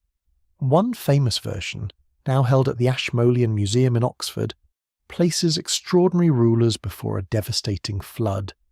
Their reigns are not ordinary reigns measured in decades. They stretch across tens of thousands of years, vast durations more suitable for sacred memory than for the fragile span of a human body. Your mind drifts into that first remembered landscape. The plain is wetter, quieter, filled with reeds moving beneath a pale dawn. Small islands of settlement rise above shining water. At Eridu, smoke curls from an early sanctuary. No towering city wall closes the horizon. No great archive hums with officials. Yet the text insists that kingship is already present, brought downward from the realm above, granted to a city standing near the beginning of everything meaningful. A ruler named Alulim occupies that distant beginning, followed by another king whose life extends far beyond natural measure. Then kingship passes onward, from one primeval city to another. The cities rise and fall with formal simplicity, as if history itself moves like a sacred object handed from careful palms. Eridu yields its place. Other ancient centres receive the burden. The sequence is solemn, orderly, and impossible to verify in the form the poem gives it. Oxford's electronic text corpus of Sumerian literature preserves translations showing how the list combines cities, rulers, astonishing numbers, and the repeated movement of authority. This is a mainstream historical fact worth holding quietly in mind. The scribes of Mesopotamia did preserve written traditions about kings who ruled before a flood, but these traditions belong to literature and political memory, not confirmed biography. The clay records belief about beginnings, not a forgotten census of immortal monarchs. Still, the effect is powerful. A listener within Ur hears that the present city is not the first centre of order. It belongs to a longer chain, one beginning in a time no living person can approach. Kingship existed before current temples, before familiar royal names, before the ordinary rhythm of records and rations. Authority is made older than any challenge to it.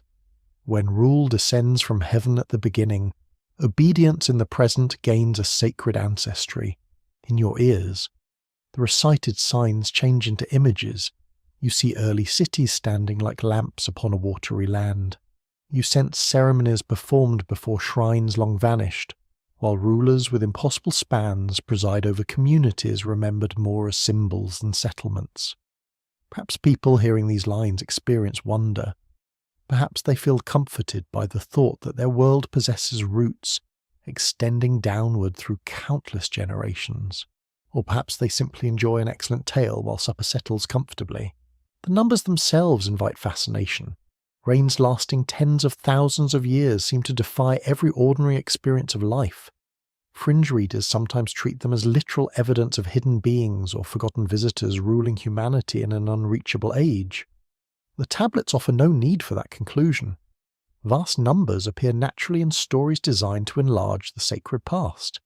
They establish distance, grandeur, and awe. A king who rules beyond normal time belongs to a world more perfect, more mysterious, and more dangerously close to the gods. The past grows stranger when another composition enters the chamber. In a damaged Sumerian tale, the gods decide the arrangements of human life and the founding of cities, while a righteous ruler named Ziusudra receives warning of a coming flood. Much of the tablet is missing, its broken surface refusing smooth completeness. Yet enough remains to suggest a story of creation, royal duty, divine decision, disaster, survival, and a world altered by overwhelming water. You do not hear the tale as a complete performance. The missing lines make silence part of the story. There is a beginning partly lost. There is an approaching judgment whose full explanation no longer survives.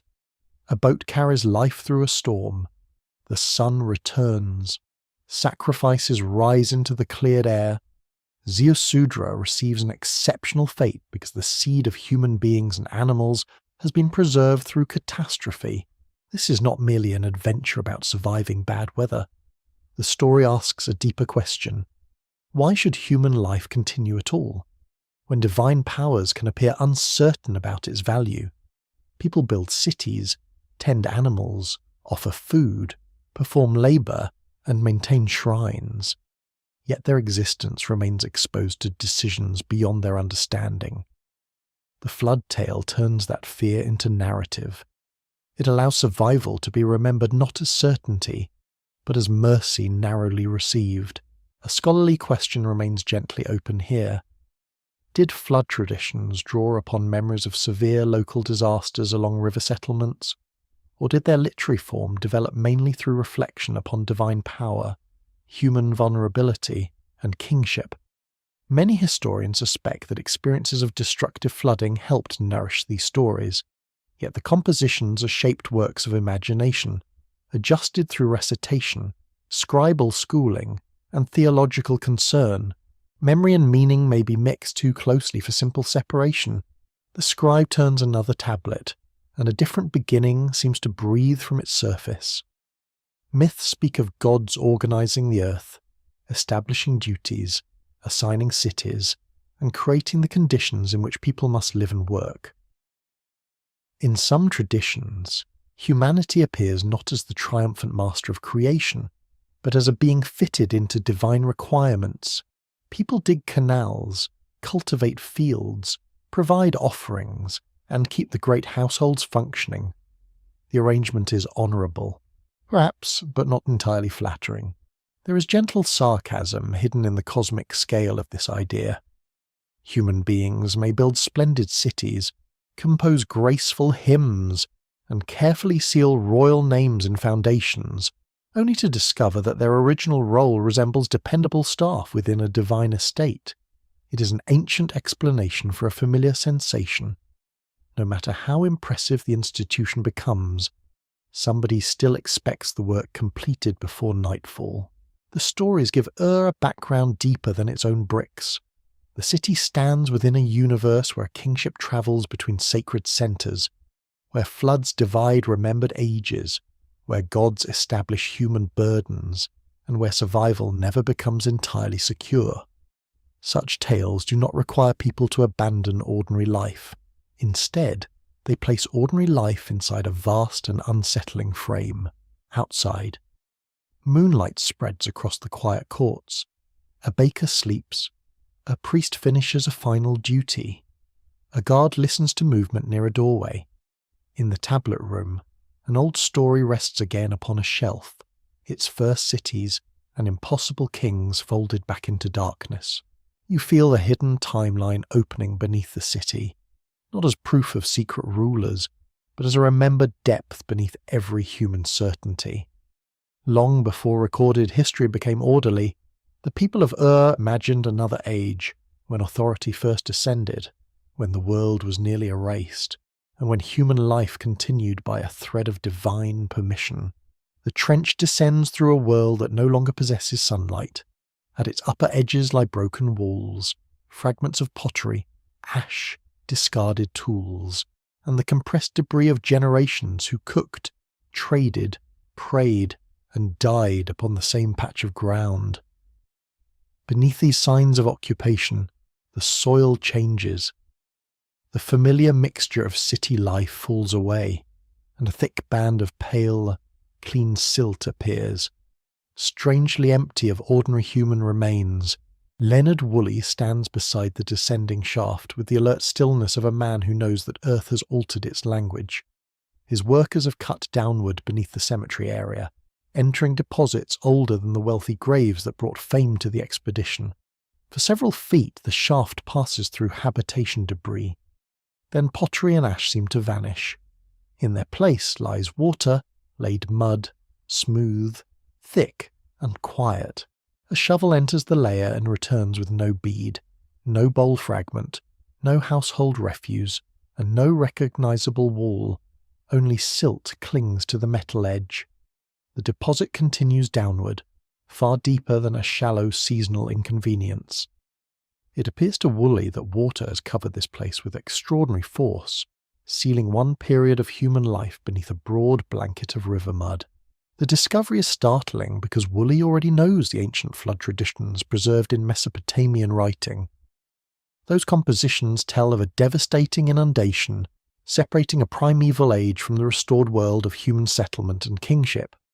Standing beside a deep deposit of clean silt beneath ancient Ur, he feels the sudden attraction of connection. Here is mud. Here are ancient stories. Between them opens a possibility almost too compelling to ignore. Excavation reports published by the University of Pennsylvania Museum record that Woolley investigated what he called the flood stratum during the season of 1929 and 1930. He carried the work down toward untouched soil and attempted to understand the earliest occupation of the site. This remains a firm historical point. A substantial flood deposit was discovered at Ur, and its importance was recognized immediately by the excavators. You crouch at the side of the shaft, where the walls show lines of time as clearly as layers in a cut loaf. Above the silt are traces of people who return to build, use pottery, discard ash, and occupy the land again. Below it are signs of an earlier human presence, fragile remains sealed beneath the flood material. Water has not erased the entire story. It has interrupted it, placing a pale silence between two stretches of habitation. The thought is gently unsettling. A family may once have lived within reach of this spot, trusting in a familiar landscape of watercourses, fields, reeds, animals, and neighbours. Then the river system altered its mood. Floodwater spread, carrying suspended earth across inhabited ground. Walls softened, storage places failed, footpaths vanished. Those who survived moved towards safety, perhaps believing their city lost beneath water and mud. A river flood in southern Mesopotamia does not require the world to end in order to feel like the ending of a world. When your house, field, shrine, grain store, and ancestral neighbourhood disappear under brown water, the distinction between local disaster and universal catastrophe becomes emotionally unimportant.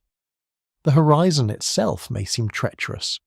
Even when dry ground returns, memory keeps the water much wider than geography measures it. Woolley initially spoke boldly about his find, linking the deposit the Great Flood remembered in ancient tradition and familiar through later religious texts. Public imagination responded eagerly. Newspaper readers adored a discovery that appeared to draw sacred story directly from the soil. Archaeology rarely suffers from too little excitement when mud seems willing to confirm a famous narrative. A thick layer of silt can become surprisingly glamorous under the right headline, yet the soil remains more careful than the headline. Flood deposits found at different Mesopotamian cities do not all belong to one identical moment. At some sites, flooding occurred at different periods and under different local conditions, even within a single region. Rivers change course, levees fail, channels overflow, and settled areas experience disasters unevenly. One deposit at Ur may record severe flooding without proving that every ancient city drowned together. The mud asks for patience. Your fingers almost touch the clean face of the deposit, where no inscription explains the event. There is no tablet stating that a particular storm arrived on a particular night, that families fled in fear, or that a ruler ordered assistance. Water leaves sediment more readily than testimony. It preserves the fact of a disturbance while withholding the voices that experienced it. The layer is both evidence and absence, a record created by what covered everything else. Researchers continue to discuss the environmental history of early Ur and the precise formation of Woolley's flood deposit. Was it caused by a major river overflow, a change in channel behaviour, or flooding associated with a shifting wetland landscape? Modern study of sediments can reveal grain size, water action, ecological conditions, and the sequence of occupation with far greater precision than was possible during Woolley's earlier seasons. Even so, the human meaning of the event remains partly out of reach. Near the trench, a worker wipes sweat from his forehead and looks at the pale mud with practical interest. Perhaps he has seen modern floods across the plains of Iraq, watched water claim roads and fields, and understood without scholarly argument what a flooded settlement means. Woolley's dramatic interpretation may belong to archaeology and public fascination, but the worker's recognition belongs to lived experience. Riverlands teach humility without requiring a lecture. There is an odd tenderness in the fact that Woolley's most famous flood discovery appears beneath an area already associated with death and splendour. Above the silt, excavators uncovered graves furnished with gold, silver, musical instruments, vessels, and ornaments of extraordinary beauty. Beneath that brilliance lies plain mud, without royal display or crafted magnificence. Wealth dazzles the eye. But water-laid earth speaks of a more universal condition. Everyone lives at the mercy of landscape. You imagine the flood retreating. Pools remain in hollows. Reed stems bend beneath drying sediment. A broken wall protrudes from the mud like a forgotten tooth. Those returning must decide whether to rebuild, clear away ruins, reclaim fields, or move towards safer ground. There are no triumphant trumpets in this recovery. There is wet clay, ruined food, aching arms, and the stubborn human habit of starting again where certainty has failed. Stories may grow from such moments. A flood remembered by grandparents becomes greater in the telling. The destroyed settlement becomes a vanished age. Survivors become chosen preservers of life. Divine displeasure, divine warning, and divine mercy provide meanings large enough to contain grief. Over centuries, local experience can enter literature, where a disaster no longer belongs to one riverbank alone, but becomes a meditation upon all human vulnerability. The temptation is to choose too quickly between history and story, as though mud must either prove every sacred detail or render ancient memory meaningless. Suggests a quieter position. Severe floods happened. People carried memories of water's power. Scribes shaped those memories into profound narratives about survival, order, and the dangerous distance between human plans and divine decision. The deposit is real. The tale is meaningful. Their relationship remains suggestive, not simple. Evening enters the excavation trench, cooling the pale surface of the exposed silt. Tools rest beside the shaft. Shadows gather within the earliest levels of Ur, where habitation fades into earth and water-borne clay. The flood layer offers no final revelation beneath the city. It offers something more fitting for the night. A break in the human voice. A silence laid down by a river, waiting for later generations to decide how much it remembers.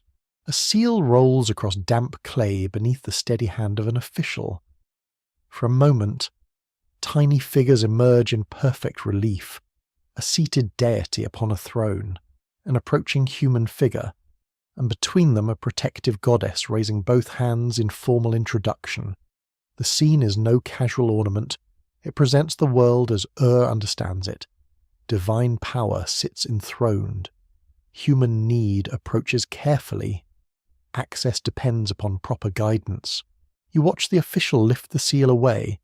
The image remains upon the tablet, attached to a delivery, an agreement, or an order issued within the city's elaborate institutions.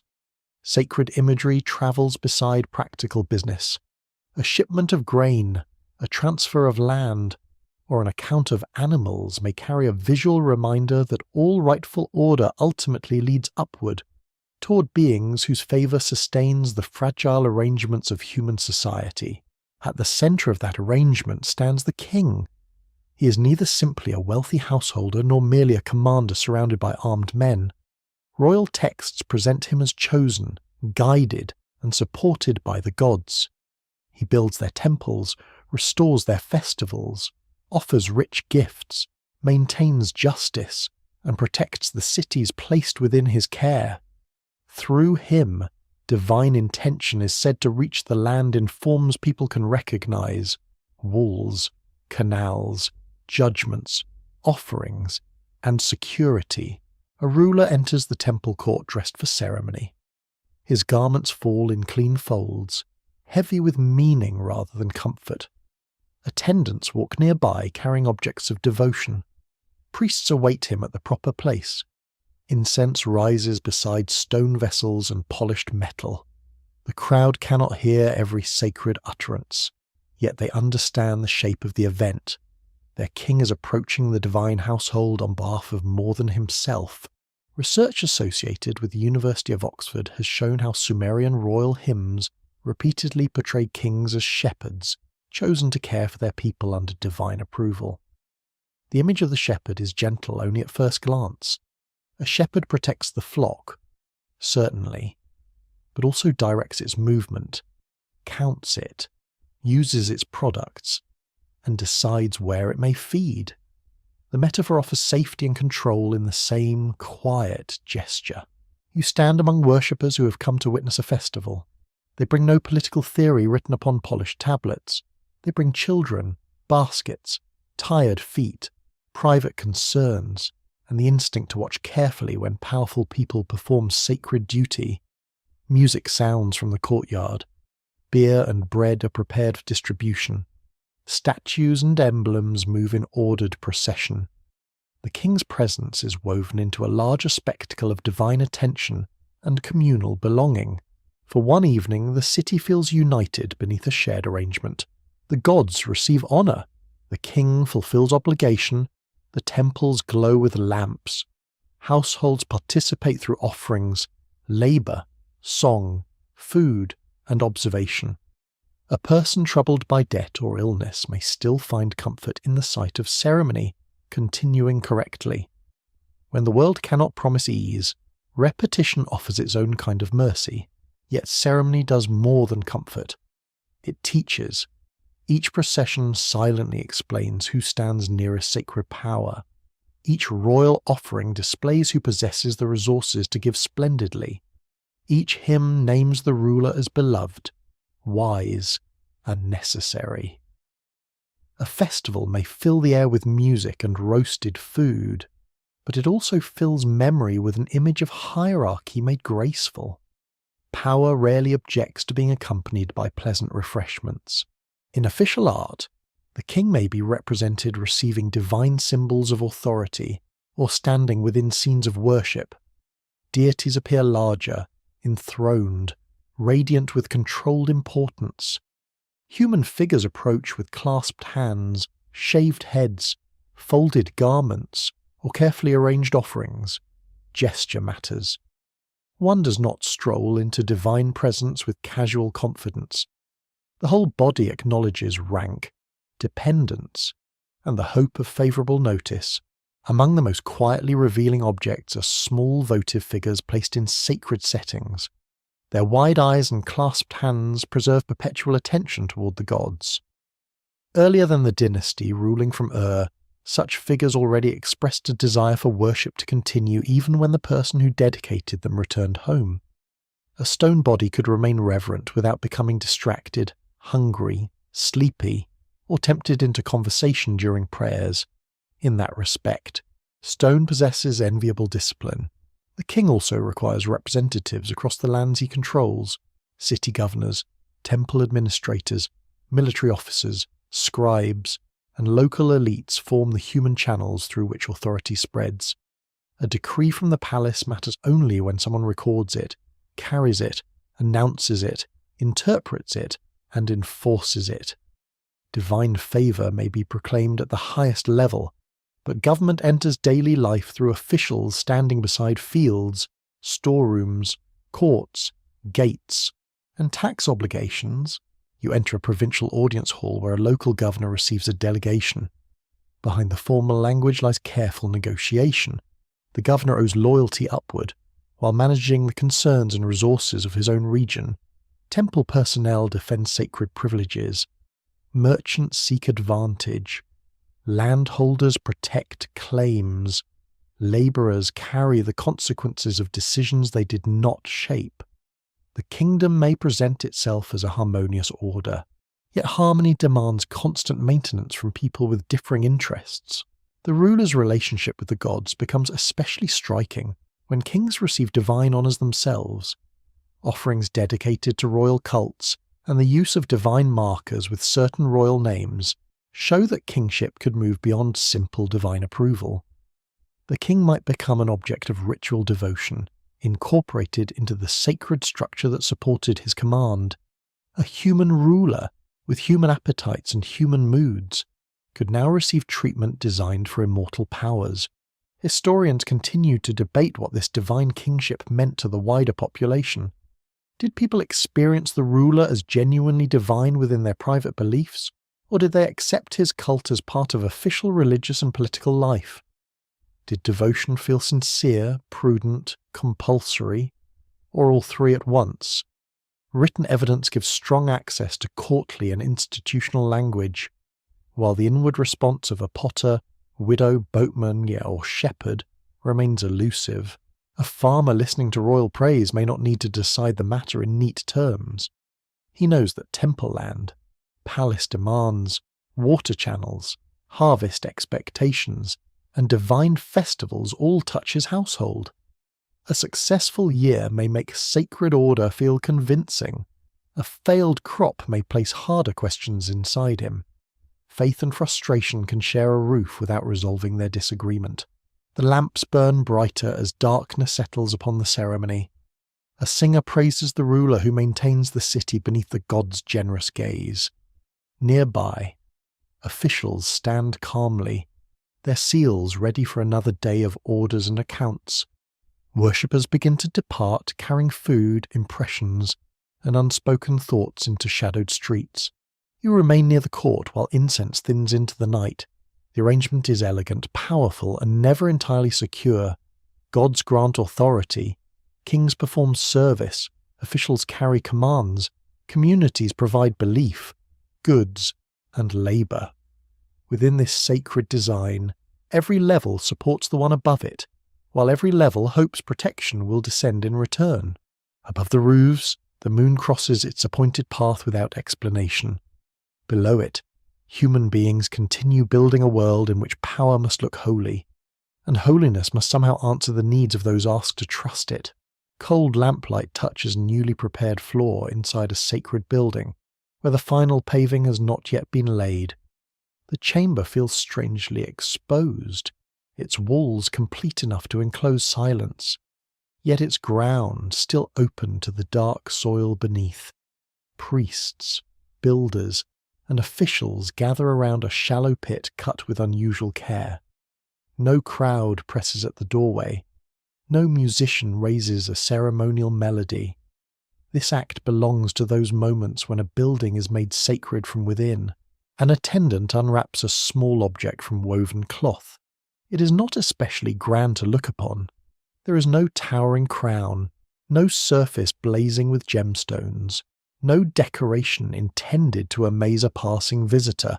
Its importance comes from purpose. Once lowered into the prepared hollow, it will disappear under paving stones and packed clay. Feet will cross above it, offerings will be carried above it. Generations may live and die without seeing what rests beneath their worship. You draw nearer as the priest steadies his hands. The object may be a tablet bearing the name of a king and the god honoured by the building. It may be a carefully formed figure, its body arranged in an attitude of service or guardianship. It may be a symbolic deposit accompanied by materials chosen because they speak of purity, prosperity, protection, or lasting strength. Each item enters darkness not as rubbish concealed from view, but as presence placed exactly where it is needed. Buried ritual deposits appear throughout ancient Mesopotamian temple practice. Archaeologists working with collections from the University of Pennsylvania Museum and the British Museum have identified inscribed tablets, foundation pegs, bricks, and protective figures placed beneath important structures. At Ur, written deposits linked royal building activity directly to the sacred enclosure. Across the wider cultural landscape, small buried beings and dedicatory objects reveal a shared conviction that a building required more than walls to become secure. The thought changes the room around you. A sanctuary is not simply completed when its roof keeps out rain or its doors close properly at night. It must be introduced to the divine world. It must be anchored through words, gestures, offerings, and hidden companions.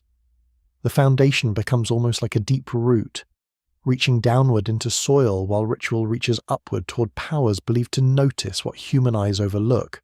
A craftsman lifts a clay figure no longer than his hand. Its shape is formal and still, perhaps carrying a basket upon its head, perhaps gripping a peg associated with fastening or founding the building. It doesn't smile. It does not struggle beneath the weight assigned to it. It holds its duty forever, a perfect servant placed where living servants cannot remain. The figure enters the pit with solemn gentleness, as though the earth itself has opened a small door. One especially intriguing Mesopotamian custom involved figures imagined as protective guardians beneath floors and in wall spaces. Some represented divine attendants engaged in sacred building. Others were meant to guard entrances and rooms from unseen harm. Their hidden position was essential. A danger approaching through invisible channels required an invisible defense. The people of the ancient city did not believe every threat arrived politely through the front gate. In a sleeping household, illness might enter without warning. In a palace, treachery might grow behind friendly greetings. In a sanctuary, impurity or divine displeasure might disturb a place meant to remain ordered. Protective ritual answered anxieties that brick alone could not address. A well-built wall resists weather and intrusion.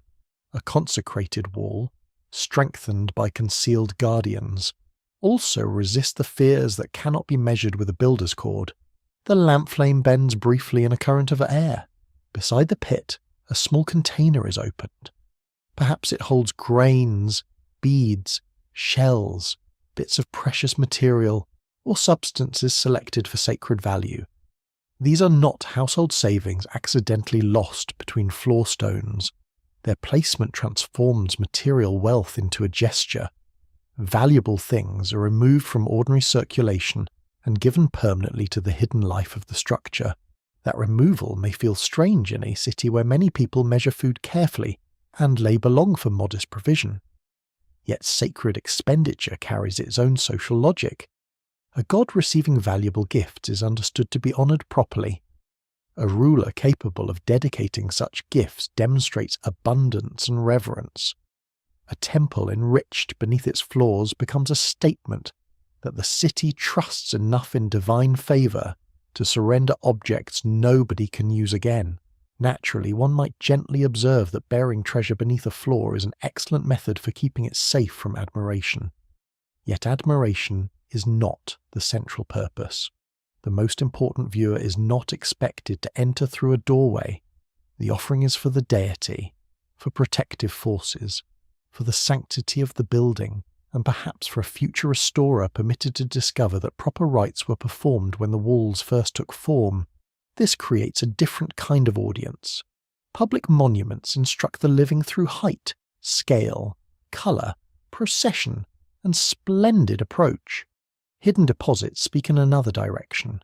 They address powers beneath, beyond, and outside ordinary human seeing. They also address time.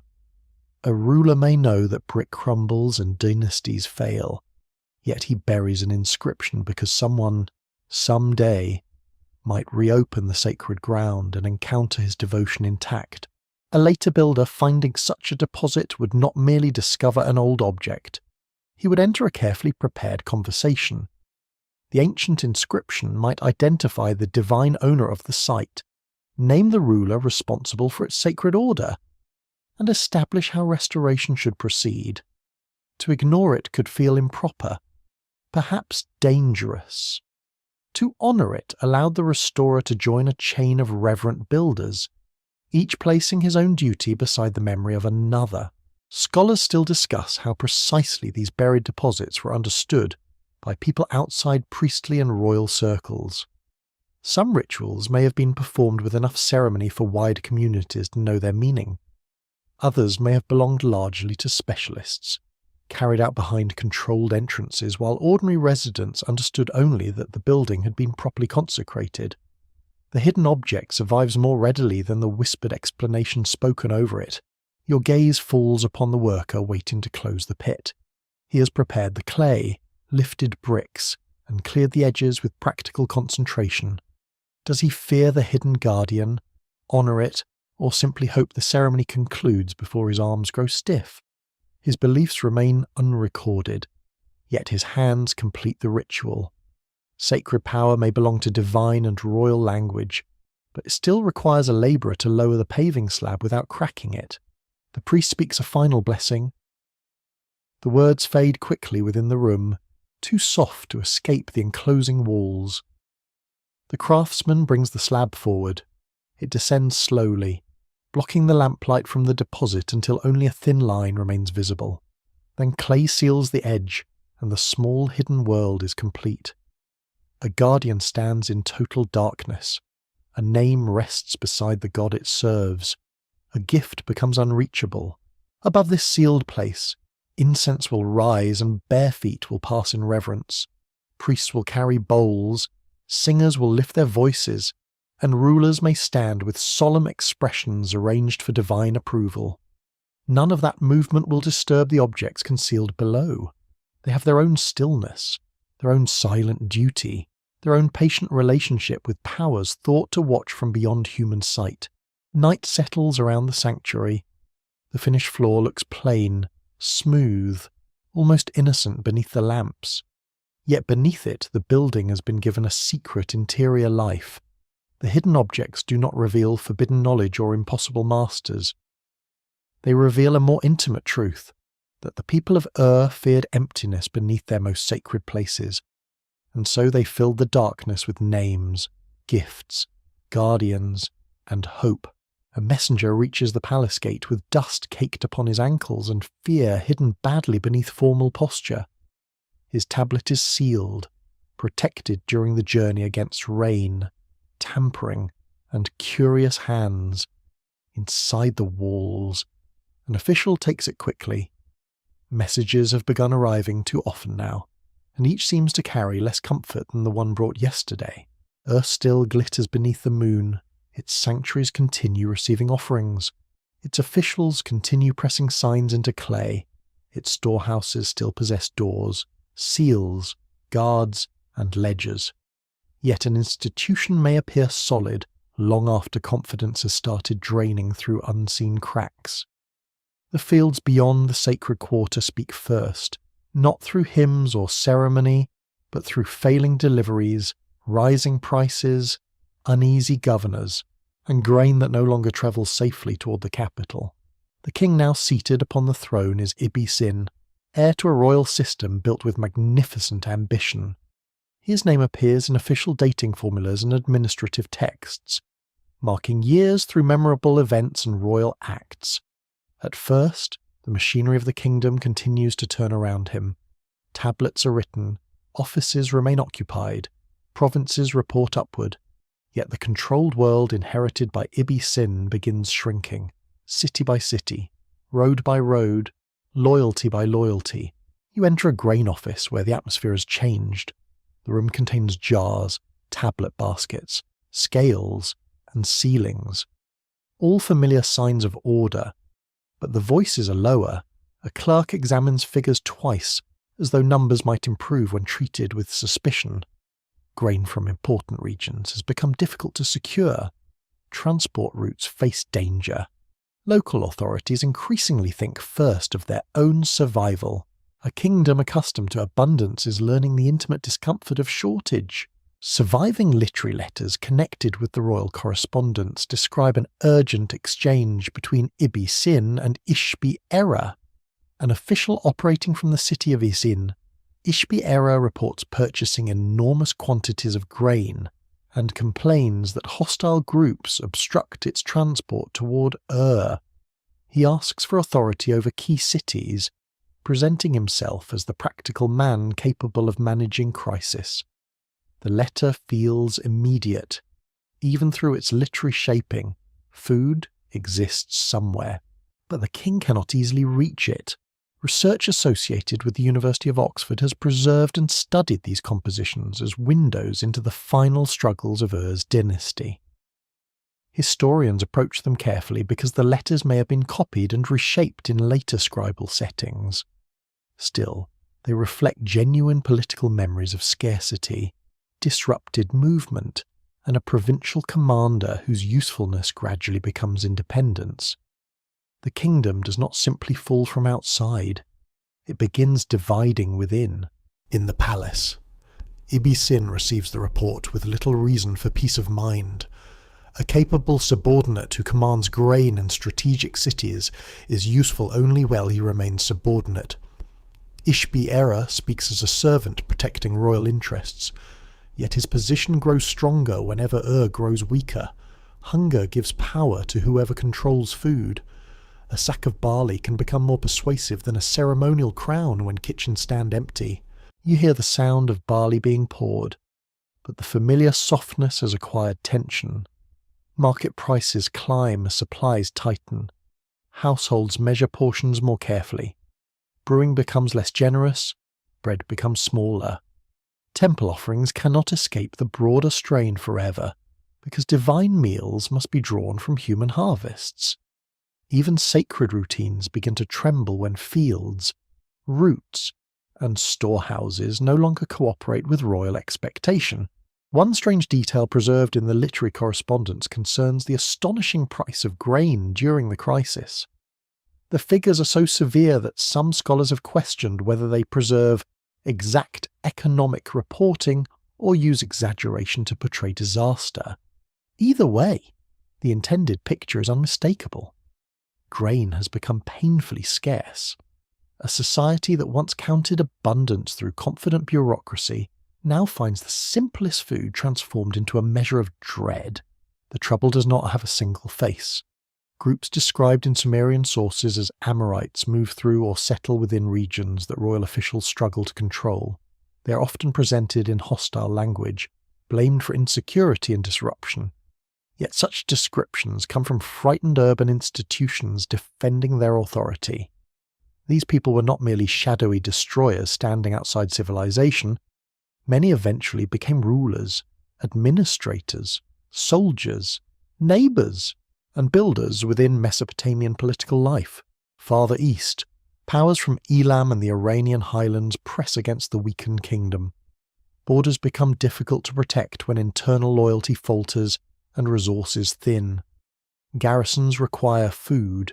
Messengers require safe roads. Officials require confidence that commands from Ur still carry consequences. Once that confidence fades, the outer edges of power do not always wait politely for formal dismissal. They begin following nearer strength. Your steps carry you through a courtyard where officials gather around incoming tablets.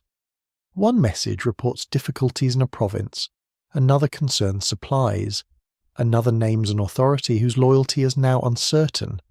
There is no single instant when everyone agrees that the system has failed. Collapse arrives through accumulation. A missing shipment, a governor who delays obedience, a defensive wall not adequately supported, a city placing its trust elsewhere. Each small retreat makes the next more imaginable. A royal year name attempts to preserve dignity, announcing an achievement in the formal language expected of kings. Such formulas are almost tender in a declining reign. The calendar continues naming the world through royal accomplishment, even while control fragments beyond the court. It resembles a host arranging lamps carefully in a house whose roof has begun leaking. The effort is not foolish. Ceremony may be the final tool available for insisting that life remains ordered. Historians still debate the relative importance of environmental pressure, grain shortage, military invasion, internal rebellion, administrative overreach, and shifting regional loyalties in the downfall of Ur. No single explanation fully contains the event. A prosperous kingdom may withstand one crisis. Several crises arriving together can make each other stronger. Scarcity weakens loyalty. Weak loyalty endangers transport. Dangerous transport increases scarcity. Invaders enter a landscape already made fragile from within. You move toward the city wall under a sky pale with dust. Beyond it, guards watch the approaches with strained attention. Travellers bring rumours more quickly than reliable supplies. Some say distant towns have abandoned their obligations. Some say enemies gather along vulnerable routes. Some say Ishbi-Erra now acts with the confidence of a ruler rather than an official. Rumours are difficult companions during hunger. They require little nourishment and multiply very well. Inside the neighbourhoods, people continue living because people do. A mother grinds grain with cautious hands, stretching a reduced amount across more mouths. A craftsman accepts payment whose value changes too quickly for comfort. A priest completes an offering, perhaps noticing that abundance once taken for granted has become an achievement. A child hears adults speaking quietly and understands only that familiar meals now arrive less often. The administrative tablets remain strangely composed. Clay records quantities, names, dates, and transfers without crying out. Yet their reduced flows and altered patterns carry a slow alarm. What once displayed royal command begins documenting its limits. The system built to make control visible now preserves the evidence of control withdrawing. In the palace, the messenger's tablet has been read. Its signs cannot be smoothed away and rewritten into safety. Grain is scarce. Routes are threatened. A powerful servant grows difficult to command. Enemies wait beyond weakening boundaries. Ibbi-Sin remains king of Ur, surrounded by the forms of monarchy. Yet the world answering his name has become smaller. Night settles over the city with deceptive gentleness. Lamps still appear in windows. The moon still crosses above sacred walls. At a distance, seems enduring, composed, and secure, but in storerooms, gatehouses, kitchens, and tablet rooms, the truth has already taken hold. A great order does not always shatter loudly. Sometimes it grows hungry first. Wind moves through a gate that no longer guards anything. Its wooden doors have vanished, and the sockets where they once turned are filled with dust. Sand gathers against broken brick. In the streets, weeds find small pockets of moisture among fallen plaster and scattered potsherds. The city has not disappeared. It has become something harder to bear, a familiar place emptied of its confidence. You walk slowly beneath a sky dimmed by smoke and fine dust. No procession advances toward the sacred enclosure. No merchant argues over the value of wool. No household doorway releases the smell of bread. The silences are uneven. Somewhere a wall settles with a dry crumble. Somewhere a bird calls from a roofless room. Each small sound seems too clear, because the thousands of human voices that once softened it are gone. A singer sits upon the ground, garments stained with ash, hands resting motionless upon the knees. There is no festive instrument nearby, no polished cup, no bright ceremonial cloth. The song rising here belongs to loss. Its lines do not record military movements with the cool precision of an official tablet. They do not list supplies, guards, or damaged walls. Instead, they speak as though the city itself possesses a heart capable of mourning. The composition remembered as the lament for the destruction of Ur was preserved in Sumerian through later copies made by trained scribes. It grieves for the city and its sanctuaries following the collapse of its dynasty and the devastation associated with invading forces from Elam. Scholars working on Sumerian literature at the University of Oxford have shown how the poem transforms a historical disaster into a sacred event, framed by divine decision and unbearable abandonment. You listen as the singer names holy places once filled with reverence. Their doors stand desolate, their offerings cease, their courtyards no longer shine with careful service. The sanctuaries do not merely suffer physical damage, they are imagined as deprived of divine presence itself.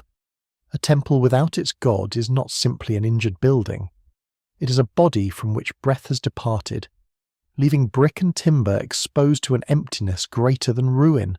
The grief descends into streets and homes. Children and elders appear within the poem's sorrow. Mothers mourn, families scatter, citizens face hunger, terror, exile, and the loss of customs once accepted as permanent. The language moves across public disaster and private anguish without separating them. When a city falls, a sacred platform and a cooking hearth become wounded within the same event. Neither can shelter the other. You pass the doorway of a house whose courtyard is filled with debris. A grinding stone lies overturned near the wall. A cracked jar has spilled its last grain long ago, leaving only a pale scattering beneath drifting dust. There may once have been laughter here, sleepy complaints, family ceremonies, quarrels over chores, and the nightly relief of returning home. Now the room receives only open air and the steady patience of decay. The lament presents destruction as a storm commanded by powers beyond human resistance. Fierce wind tears through the city. Its noise enters temples and dwellings alike. This imagery does not offer a military report in poetic clothing. It describes how catastrophe feels when institutions collapse together. Enemies may be visible outside walls, yet the scale of loss seems to require a greater explanation. Human violence becomes a terrible weather moving through the divine order. A troubling question rests inside this song. Why would gods abandon a city that honoured them with temples, offerings, music, labour, and generations of devotion? The poem does not soften the wound by claiming that Ur simply failed to worship properly. Instead, divine assemblies decree the ending of its rule. The city suffers because its appointed time has been completed. Such an answer is majestic, sorrowful, and not especially comforting. Perhaps that lack of comfort is honest. Disaster often refuses to arrange itself according to fairness. Good people lose homes.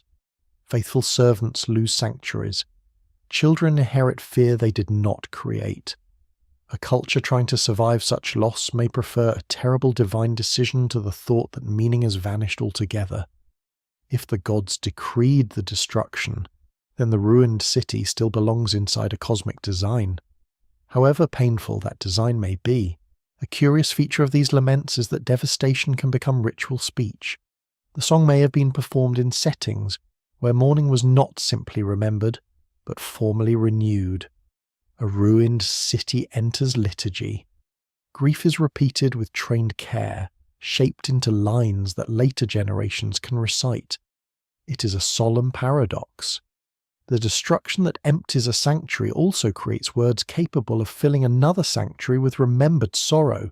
In the poem, the goddess who protects and loves the city appears devastated by what has happened. She pleads, grieves, and wanders through the catastrophe like a bereaved inhabitant rather than a distant power untouched by suffering. Her temple has been harmed. Her people have been scattered. Her city has been taken from her. Divine grief mirrors human grief, allowing worshippers to imagine that heaven does not observe their loss with perfect calm. The image draws you toward the abandoned sacred precinct. Moonlight touches collapsed courses of brick and broken paving.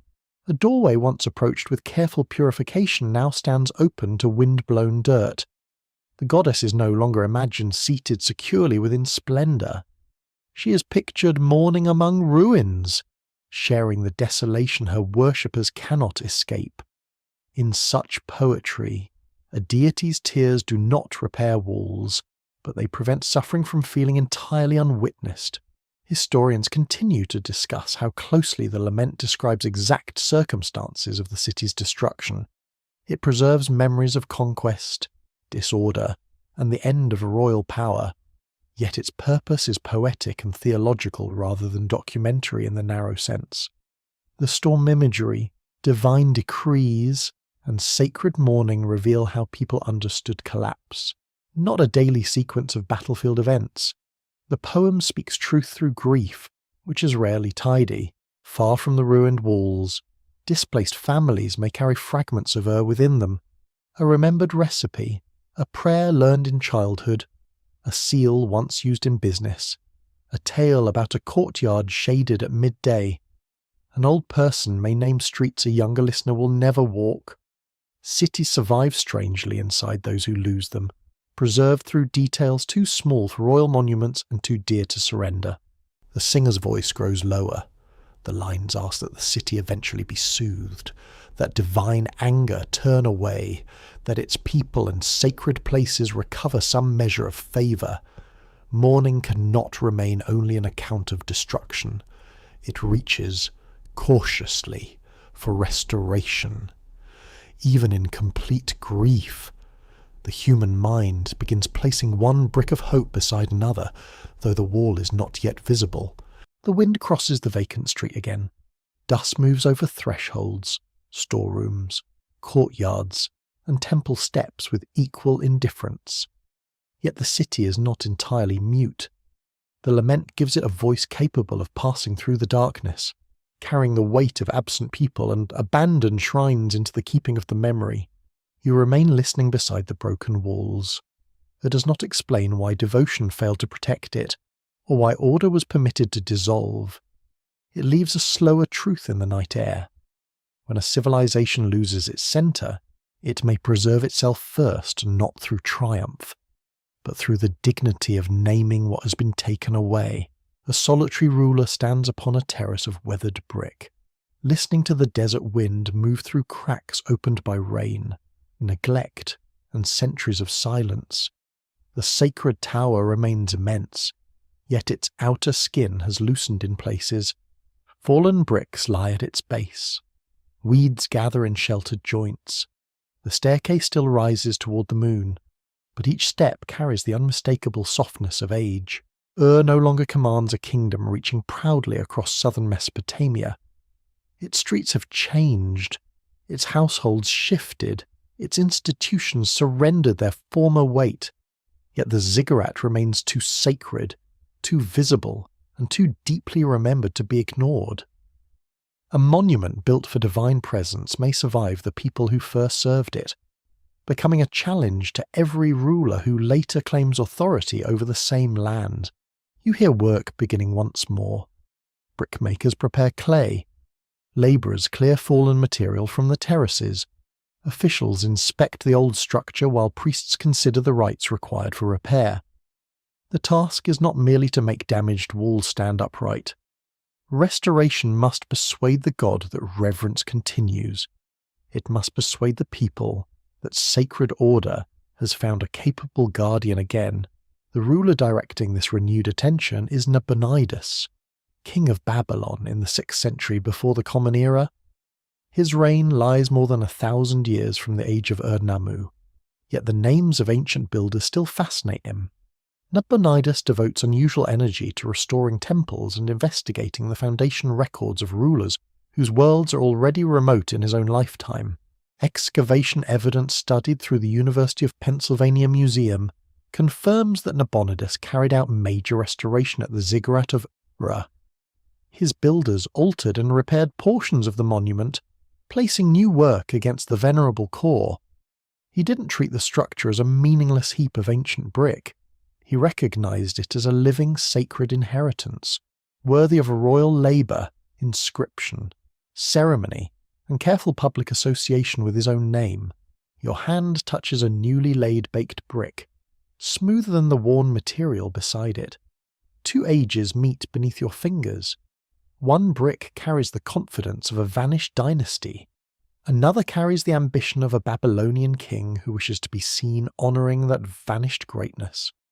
Restoration does not erase distance, it displays it, placing the present ruler beside ancient sanctity and inviting comparison. Nabonidus is drawn not only to standing monuments, but to what lies hidden beneath them.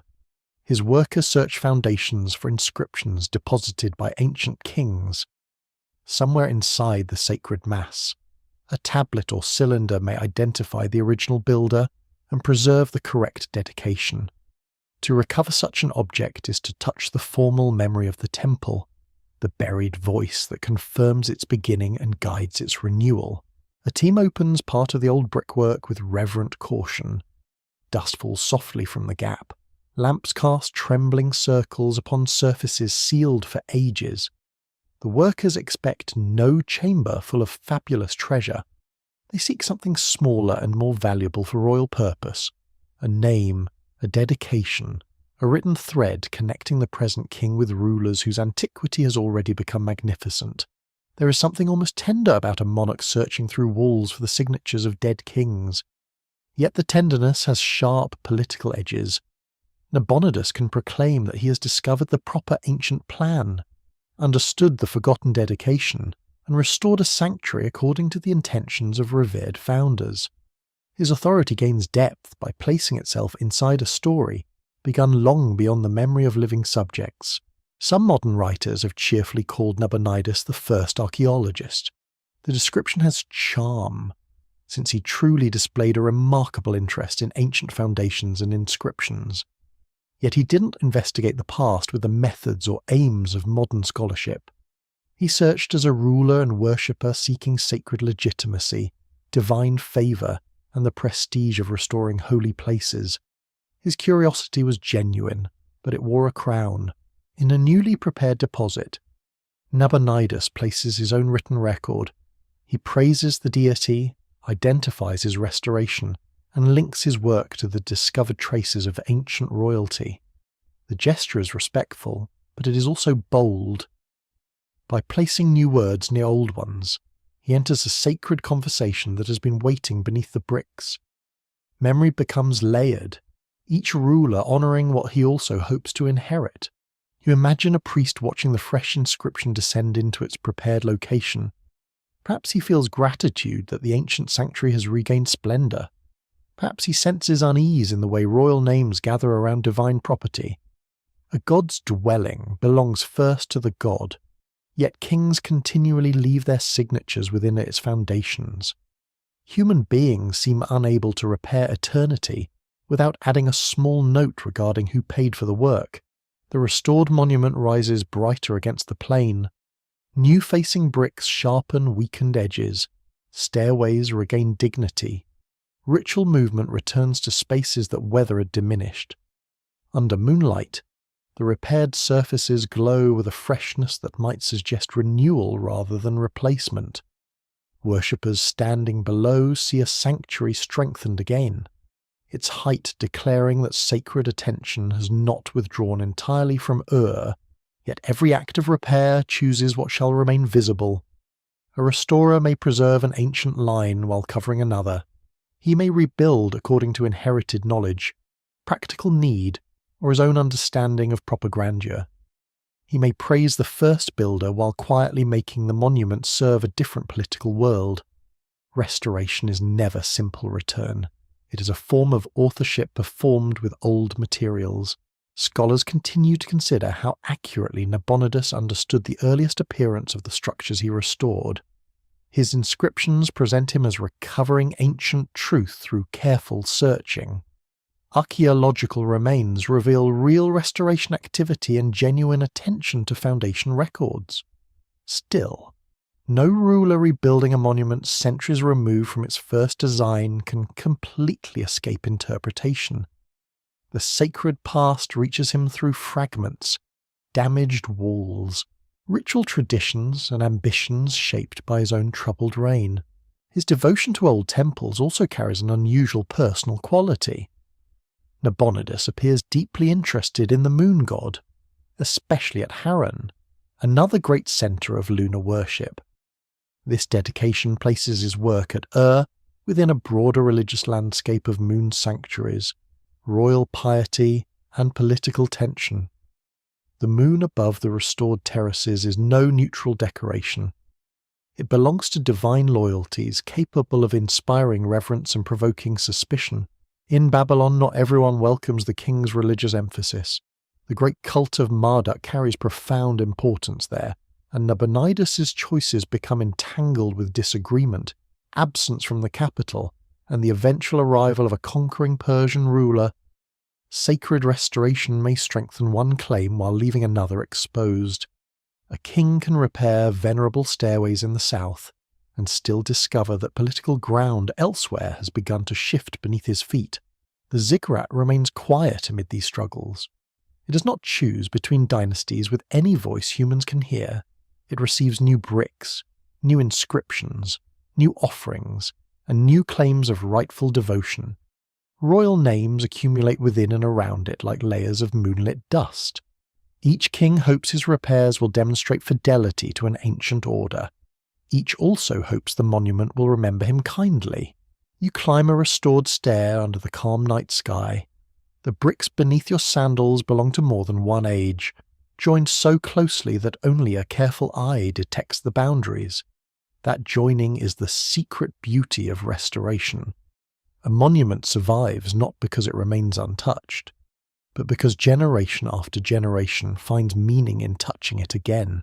The moon rises above the sacred height, laying pale light upon old brick and newer brick without preference. Beneath the repaired walls, hidden inscriptions sleep beside one another, each preserving a ruler's effort to enter the memory of Ur. The city's monument has become a vessel not only for worship, but for the quiet human desire to mend what time has damaged, and to be remembered among the menders. A pick touches packed earth with the softest possible tap. The sound is small, almost private, beneath a wide sky already brightening toward heat. Around the trench, baskets wait beside loosened soil. Brushes lie across folded cloth.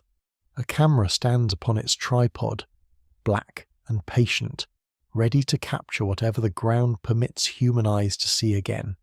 In the stillness, excavation feels less like discovery than an apology for disturbing sleep. Leonard Woolley kneels near an exposed surface, his clothing powdered with dust. He is no king seeking divine approval, no priest approaching a sacred chamber with offerings. He belongs to a newer age, armed with notebooks, measurements, photographs, labels, and a firm confidence that ruins can be persuaded to explain themselves. Yet the earth offers no simple explanations. It gives brick beside brick, fragments beside fragments, silence beside the temptation to create a complete story. The expedition at Ur began in 1922 through cooperation between the British Museum and the University of Pennsylvania Museum. Season by season, workers and archaeologists exposed houses, graves, temple buildings, inscriptions, streets, drains, pottery, tools, and the immense remains of sacred architecture. Their work transformed Ur from a name known through ancient writings into a physical city whose rooms, objects, and dead inhabitants could be studied with startling intimacy. You stand near the edge of a trench while a workman carefully clears soil from a vessel. At first, only its rim appears, a thin curve interrupting brown earth. Then the shoulder emerges. Another brush removes dust from an adjoining surface. No hand moves quickly. A single careless pressure could crush what has endured through conquest, rain, burial, and the enormous indifference of time. The moment demands patience, that least glamorous and most necessary virtue. Nearby, an inscription is found within building remains. Its signs appear faint beneath clinging dirt, then grow clearer as the surface is cleaned. Someone reads the royal name. A notebook receives the location. A photograph records the object before removal. The tablet does not leap from darkness with a dramatic confession. It arrives quietly, still surrounded by the setting that gives its words meaning: wall, floor, foundation, sacred precinct, and the disturbed earth lying open around it. Modern excavation depends upon such context. An object without its location may remain beautiful, but much of its story is weakened. A tablet buried beneath a sacred wall speaks differently from the same tablet found in a rubbish heap. A vessel resting beside a burial carries different meaning from one abandoned in a kitchen. Archaeology listens not only to things, but to relationships between things. The careful grammar of soil, placement, damage, and human choice. Woolley understood the value of detailed recording by the standards of his time, and his publications remain essential for studying Ur. He mapped structures, described finds, photographed excavations, and attempted to reconstruct the long life of the city. His work brought extraordinary material into scholarly knowledge, yet he also worked within the assumptions of early 20th century archaeology. When foreign expeditions often removed major finds through systems that modern audiences increasingly examine with unease, the trench deepens beneath a sunshade. From a burial comes a cluster of objects so damaged that their original forms are difficult to recognize. Metal has bent, wood has decayed, decorative elements have slipped from their positions as soil pressed downward over centuries. A splendid object may enter daylight looking less like treasure than a fragile confusion of fragments. Its beauty must be recovered slowly, through observation, drawing, support, conservation, and a degree of educated judgment. This is where discovery becomes interpretation. A lyre with portions lost must be supported and reconstructed. A headdress crushed in soil must be understood from its scattered pieces. A decorative arrangement may require decisions about where parts originally rested. The museum visitor later sees grace, balance, and brilliance beneath controlled light. The excavator first saw collapse, uncertainty, dust, and the alarming knowledge that one mistaken movement could silence the object forever. There is a mildly inconvenient truth within museum splendor. Ancient objects frequently look calmer in display cases than they ever did during their rescue from the earth. A golden ornament lying elegantly against velvet may once have appeared as a bent, dirty, delicate problem surrounded by anxious faces. History reaches the public after conservation has combed its hair and encouraged it to stand properly. The transformation is necessary, yet it should not be mistaken for perfect certainty. You enter an imagined workroom where finds from the excavation are cleaned and recorded. Labels accompany trays, drawings capture details a photograph might miss. Fragments wait for comparison. The scent of dust gives way to wax, paper, metal, and chemicals used for preservation. Outside, the dig uncovers more of the city each day. Inside, another kind of excavation continues, not downward through soil, but inward through the meaning of damaged things.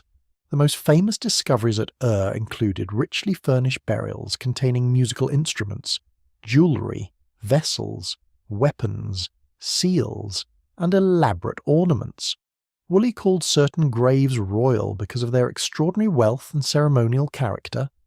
This identification shaped public understanding powerfully, filling newspapers, lectures, and museums with images of ancient splendour. The finds proved that early Mesopotamian craftsmanship could be intricate, luminous, and technically accomplished beyond many casual expectations. Yet the graves also raised difficult questions. Who exactly occupied them? What ceremonies accompanied burial? Why were numerous attendants found associated with some of the most elaborate tombs? Woolley proposed vivid reconstructions of orderly funerary sacrifice, imagining participants proceeding into death with solemn acceptance.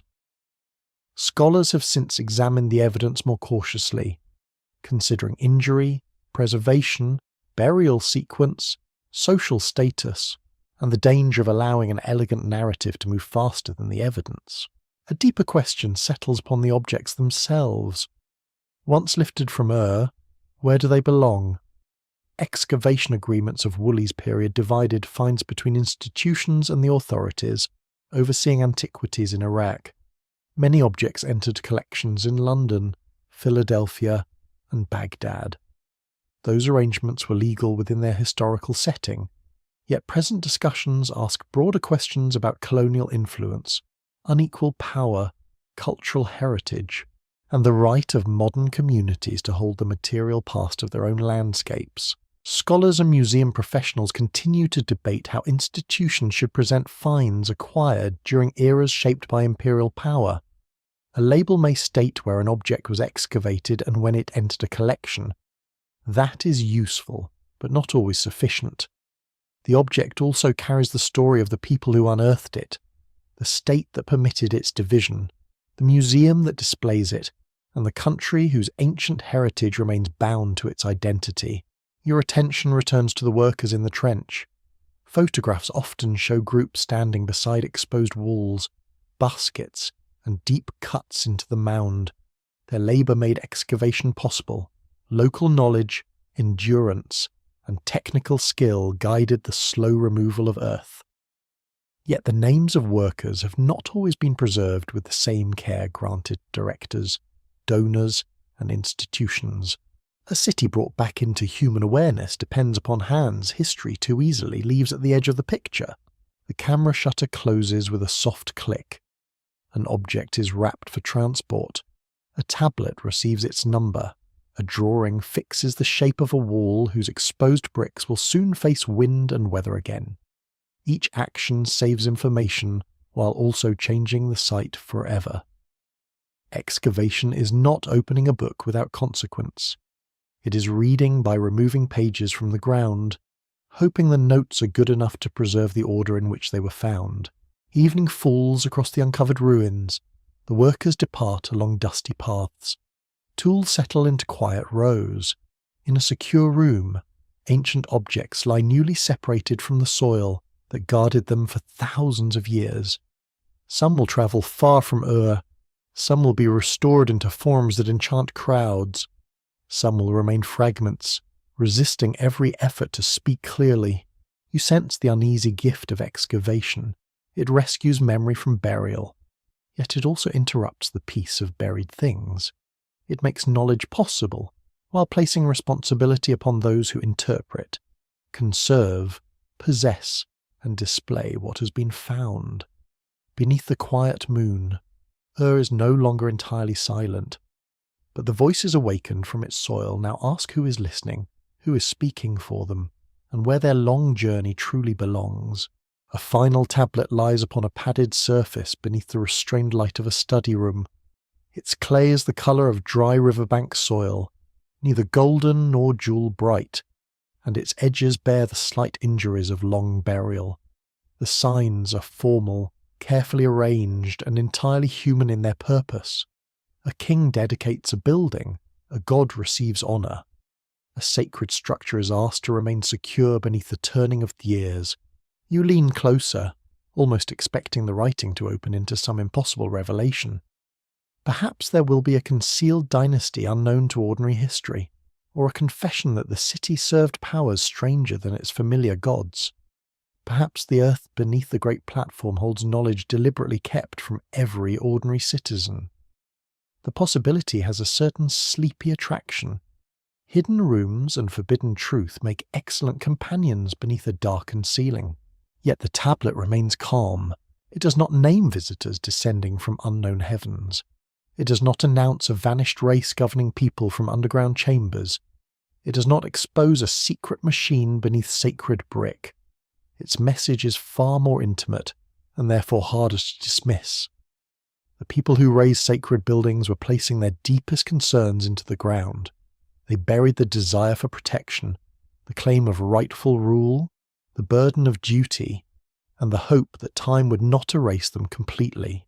A foundation deposit is a quiet act of faith in survival. The builder knows that walls may weather, rulers may die, and public ceremonies may fade from living memory. Still, he chooses clay, shapes words, names divine powers, and seals the statement beneath stone and brick. He trusts darkness more than open display. Sunlight may bleach a surface. Invaders may strip metal from doors. Fire may blacken painted rooms. A hidden inscription may sleep through everything. Records from archaeological work in southern Mesopotamia confirm that royal builders frequently concealed written dedications within the fabric of temples and major public structures.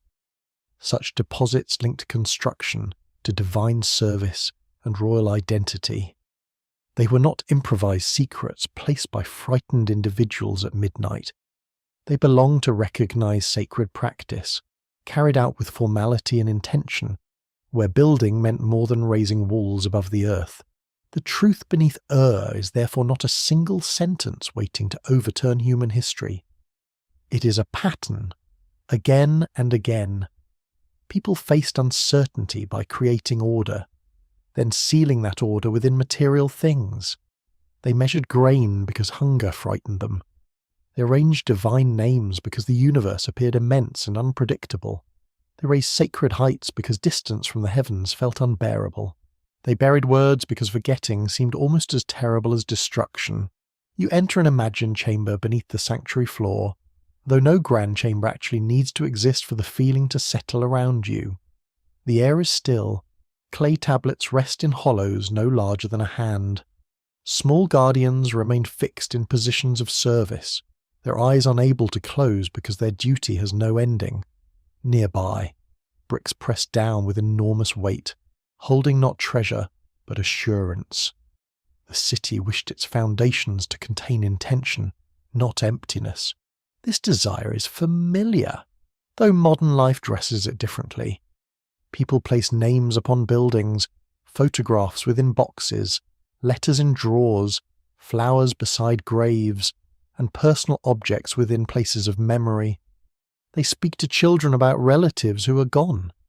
They save messages never intended for strangers. They hope that some trace of care will remain when voices no longer fill a room. Ur performs the same gesture in clay and sacred earth, with the king's name added rather confidently to the arrangement. The monument above ground declares magnificence. The deposit below ground reveals vulnerability. A ruler who claims heaven's favour still fears collapse. A priest serving a powerful deity still performs rituals of protection. An administrator managing abundant stores still records every measure because abundance can vanish. A family living beneath temple towers still seeks security against disease, debt, flood, and loss. The great city shines with confidence, yet its buried practices confess that confidence was never complete. There is a curious modern appetite for explaining ancient achievement through secret outsiders. Magnificent walls become evidence of impossible teachers. Astronomical observation becomes proof of knowledge delivered from elsewhere. Long royal reigns become literal records of inhuman beings. Such ideas may feel exciting because they turn uncertainty into a hidden spectacle, yet they often overlook the more extraordinary truth. Ordinary human beings were capable of enormous imagination, organization, devotion, cruelty, patience, and fear. Human hands shaped each brick. Human shoulders carried baskets. Human minds devised symbols for gods and kings. Human voices sang grief when cities failed. Nothing about this makes Ur smaller. It makes Ur nearer. The city's achievements become more haunting when you understand that its builders were not beyond humanity. They were within it completely, carrying the same anxious longing to make life meaningful beneath a sky that offered no easy answers. A small figurine is lifted carefully from its resting place in your mind. It may have remained hidden beneath a sacred floor, holding a basket forever, performing symbolic labour in a darkness no worshipper visited. It is almost endearing, this tiny eternal worker. Even in sacred imagination, the building project requires someone to carry supplies. Heaven may receive the monument, but somebody still ends up responsible for the basket. Beneath that gentle humour lies a tender recognition. Work defined much of human life in Ur. Fields demanded tending. Canals demanded clearing. Wool demanded spinning. Gods demanded offerings. Kings demanded service. Households demanded food. The myths and rituals of the city did not escape labour. They gave it a cosmic frame, suggesting that human effort belonged within a larger order, even when the effort was heavy and the reward uncertain.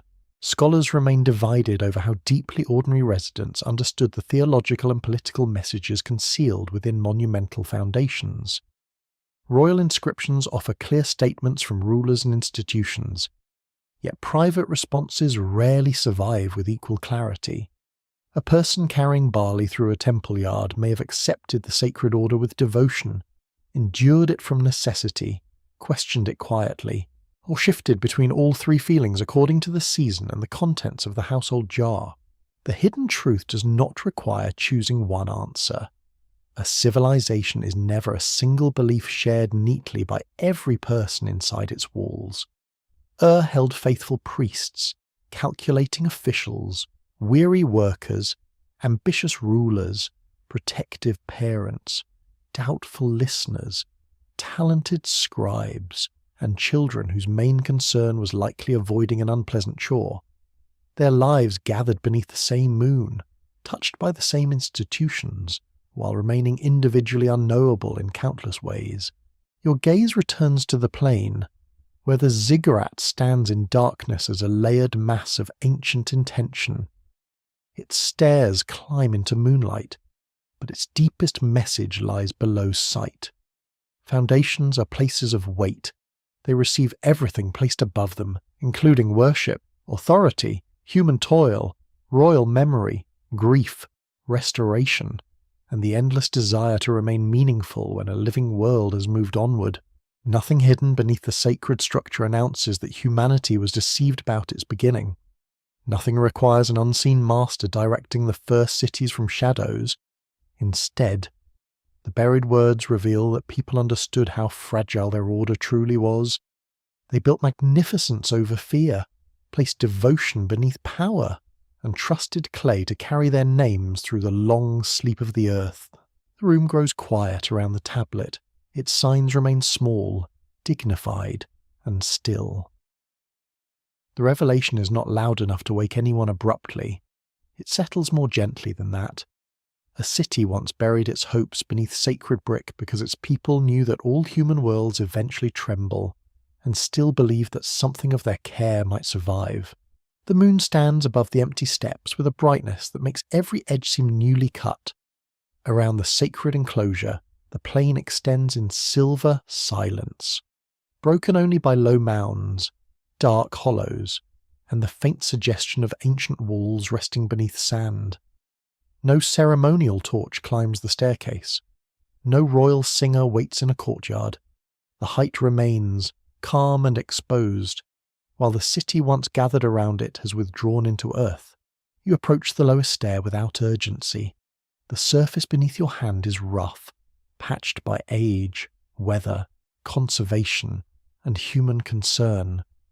The visible monument is not untouched antiquity preserved like a perfect dream.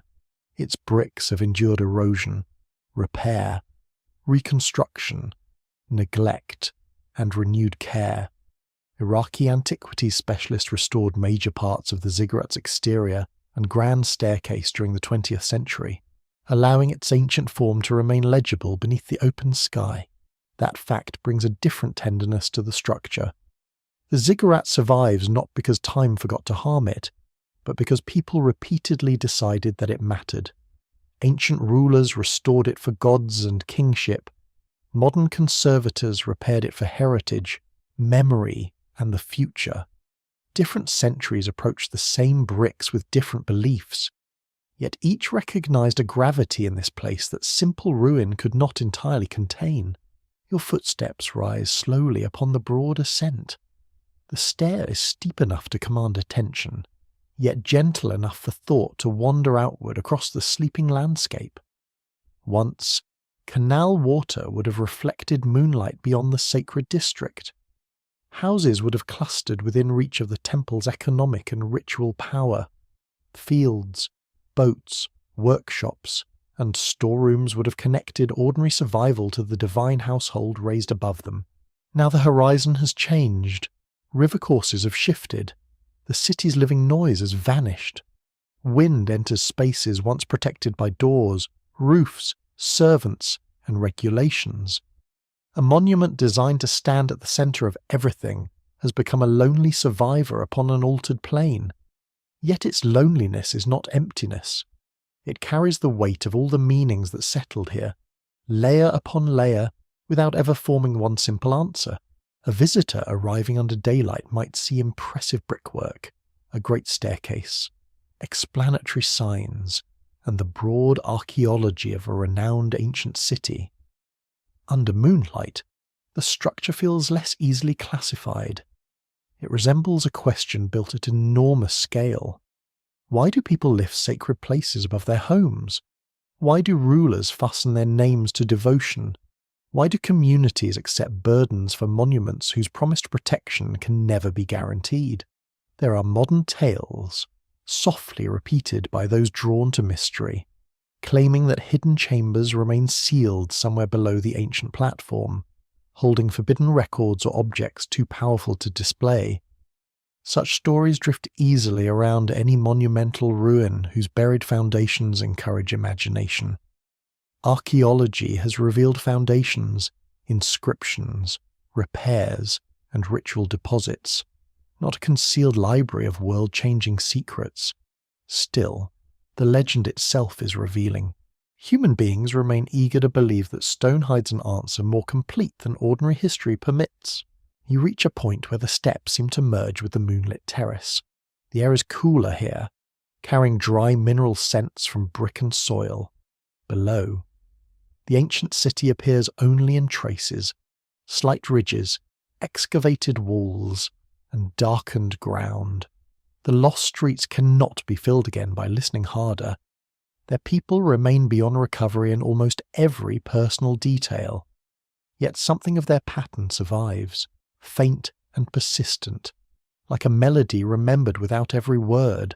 Scholars still disagree on many aspects of Ur's sacred life. The exact form of ceremonies upon the highest terraces remains uncertain. The thoughts of ordinary inhabitants toward royal and priestly authority remain largely inaccessible. Even the meaning of some texts changes according to how literature, ritual, and political ambition are balanced. The city gives extraordinary evidence, but never complete intimacy. Its silence protects as much as it reveals. Perhaps that is why the ziggurat still exerts such power. It does not allow you the comfort of final possession. You may understand its building materials, royal inscriptions, sacred dedication, restoration history, and archaeological context.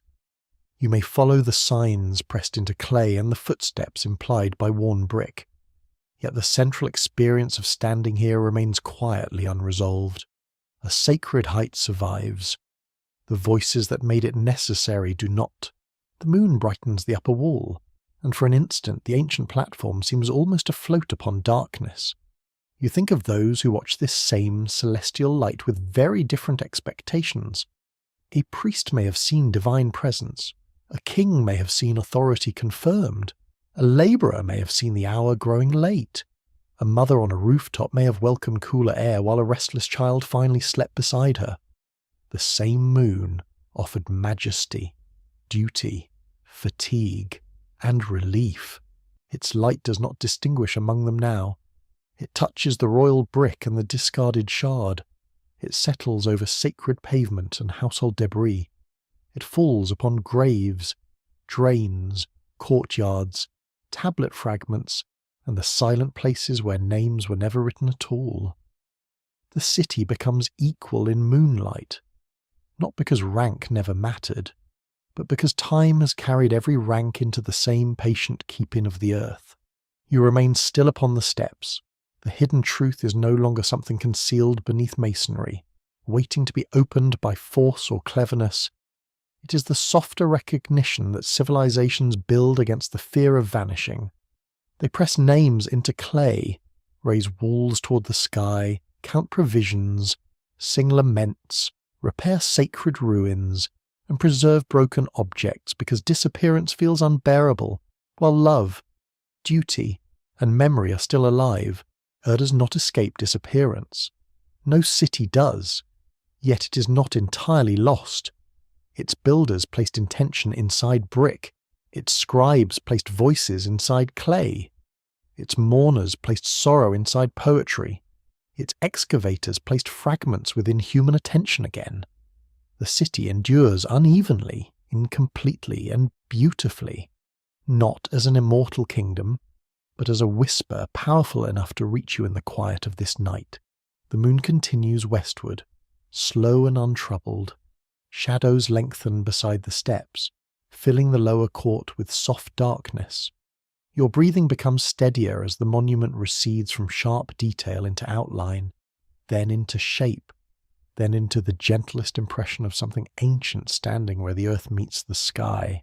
There is nothing more you must uncover tonight. No sealed tablet requires your hands.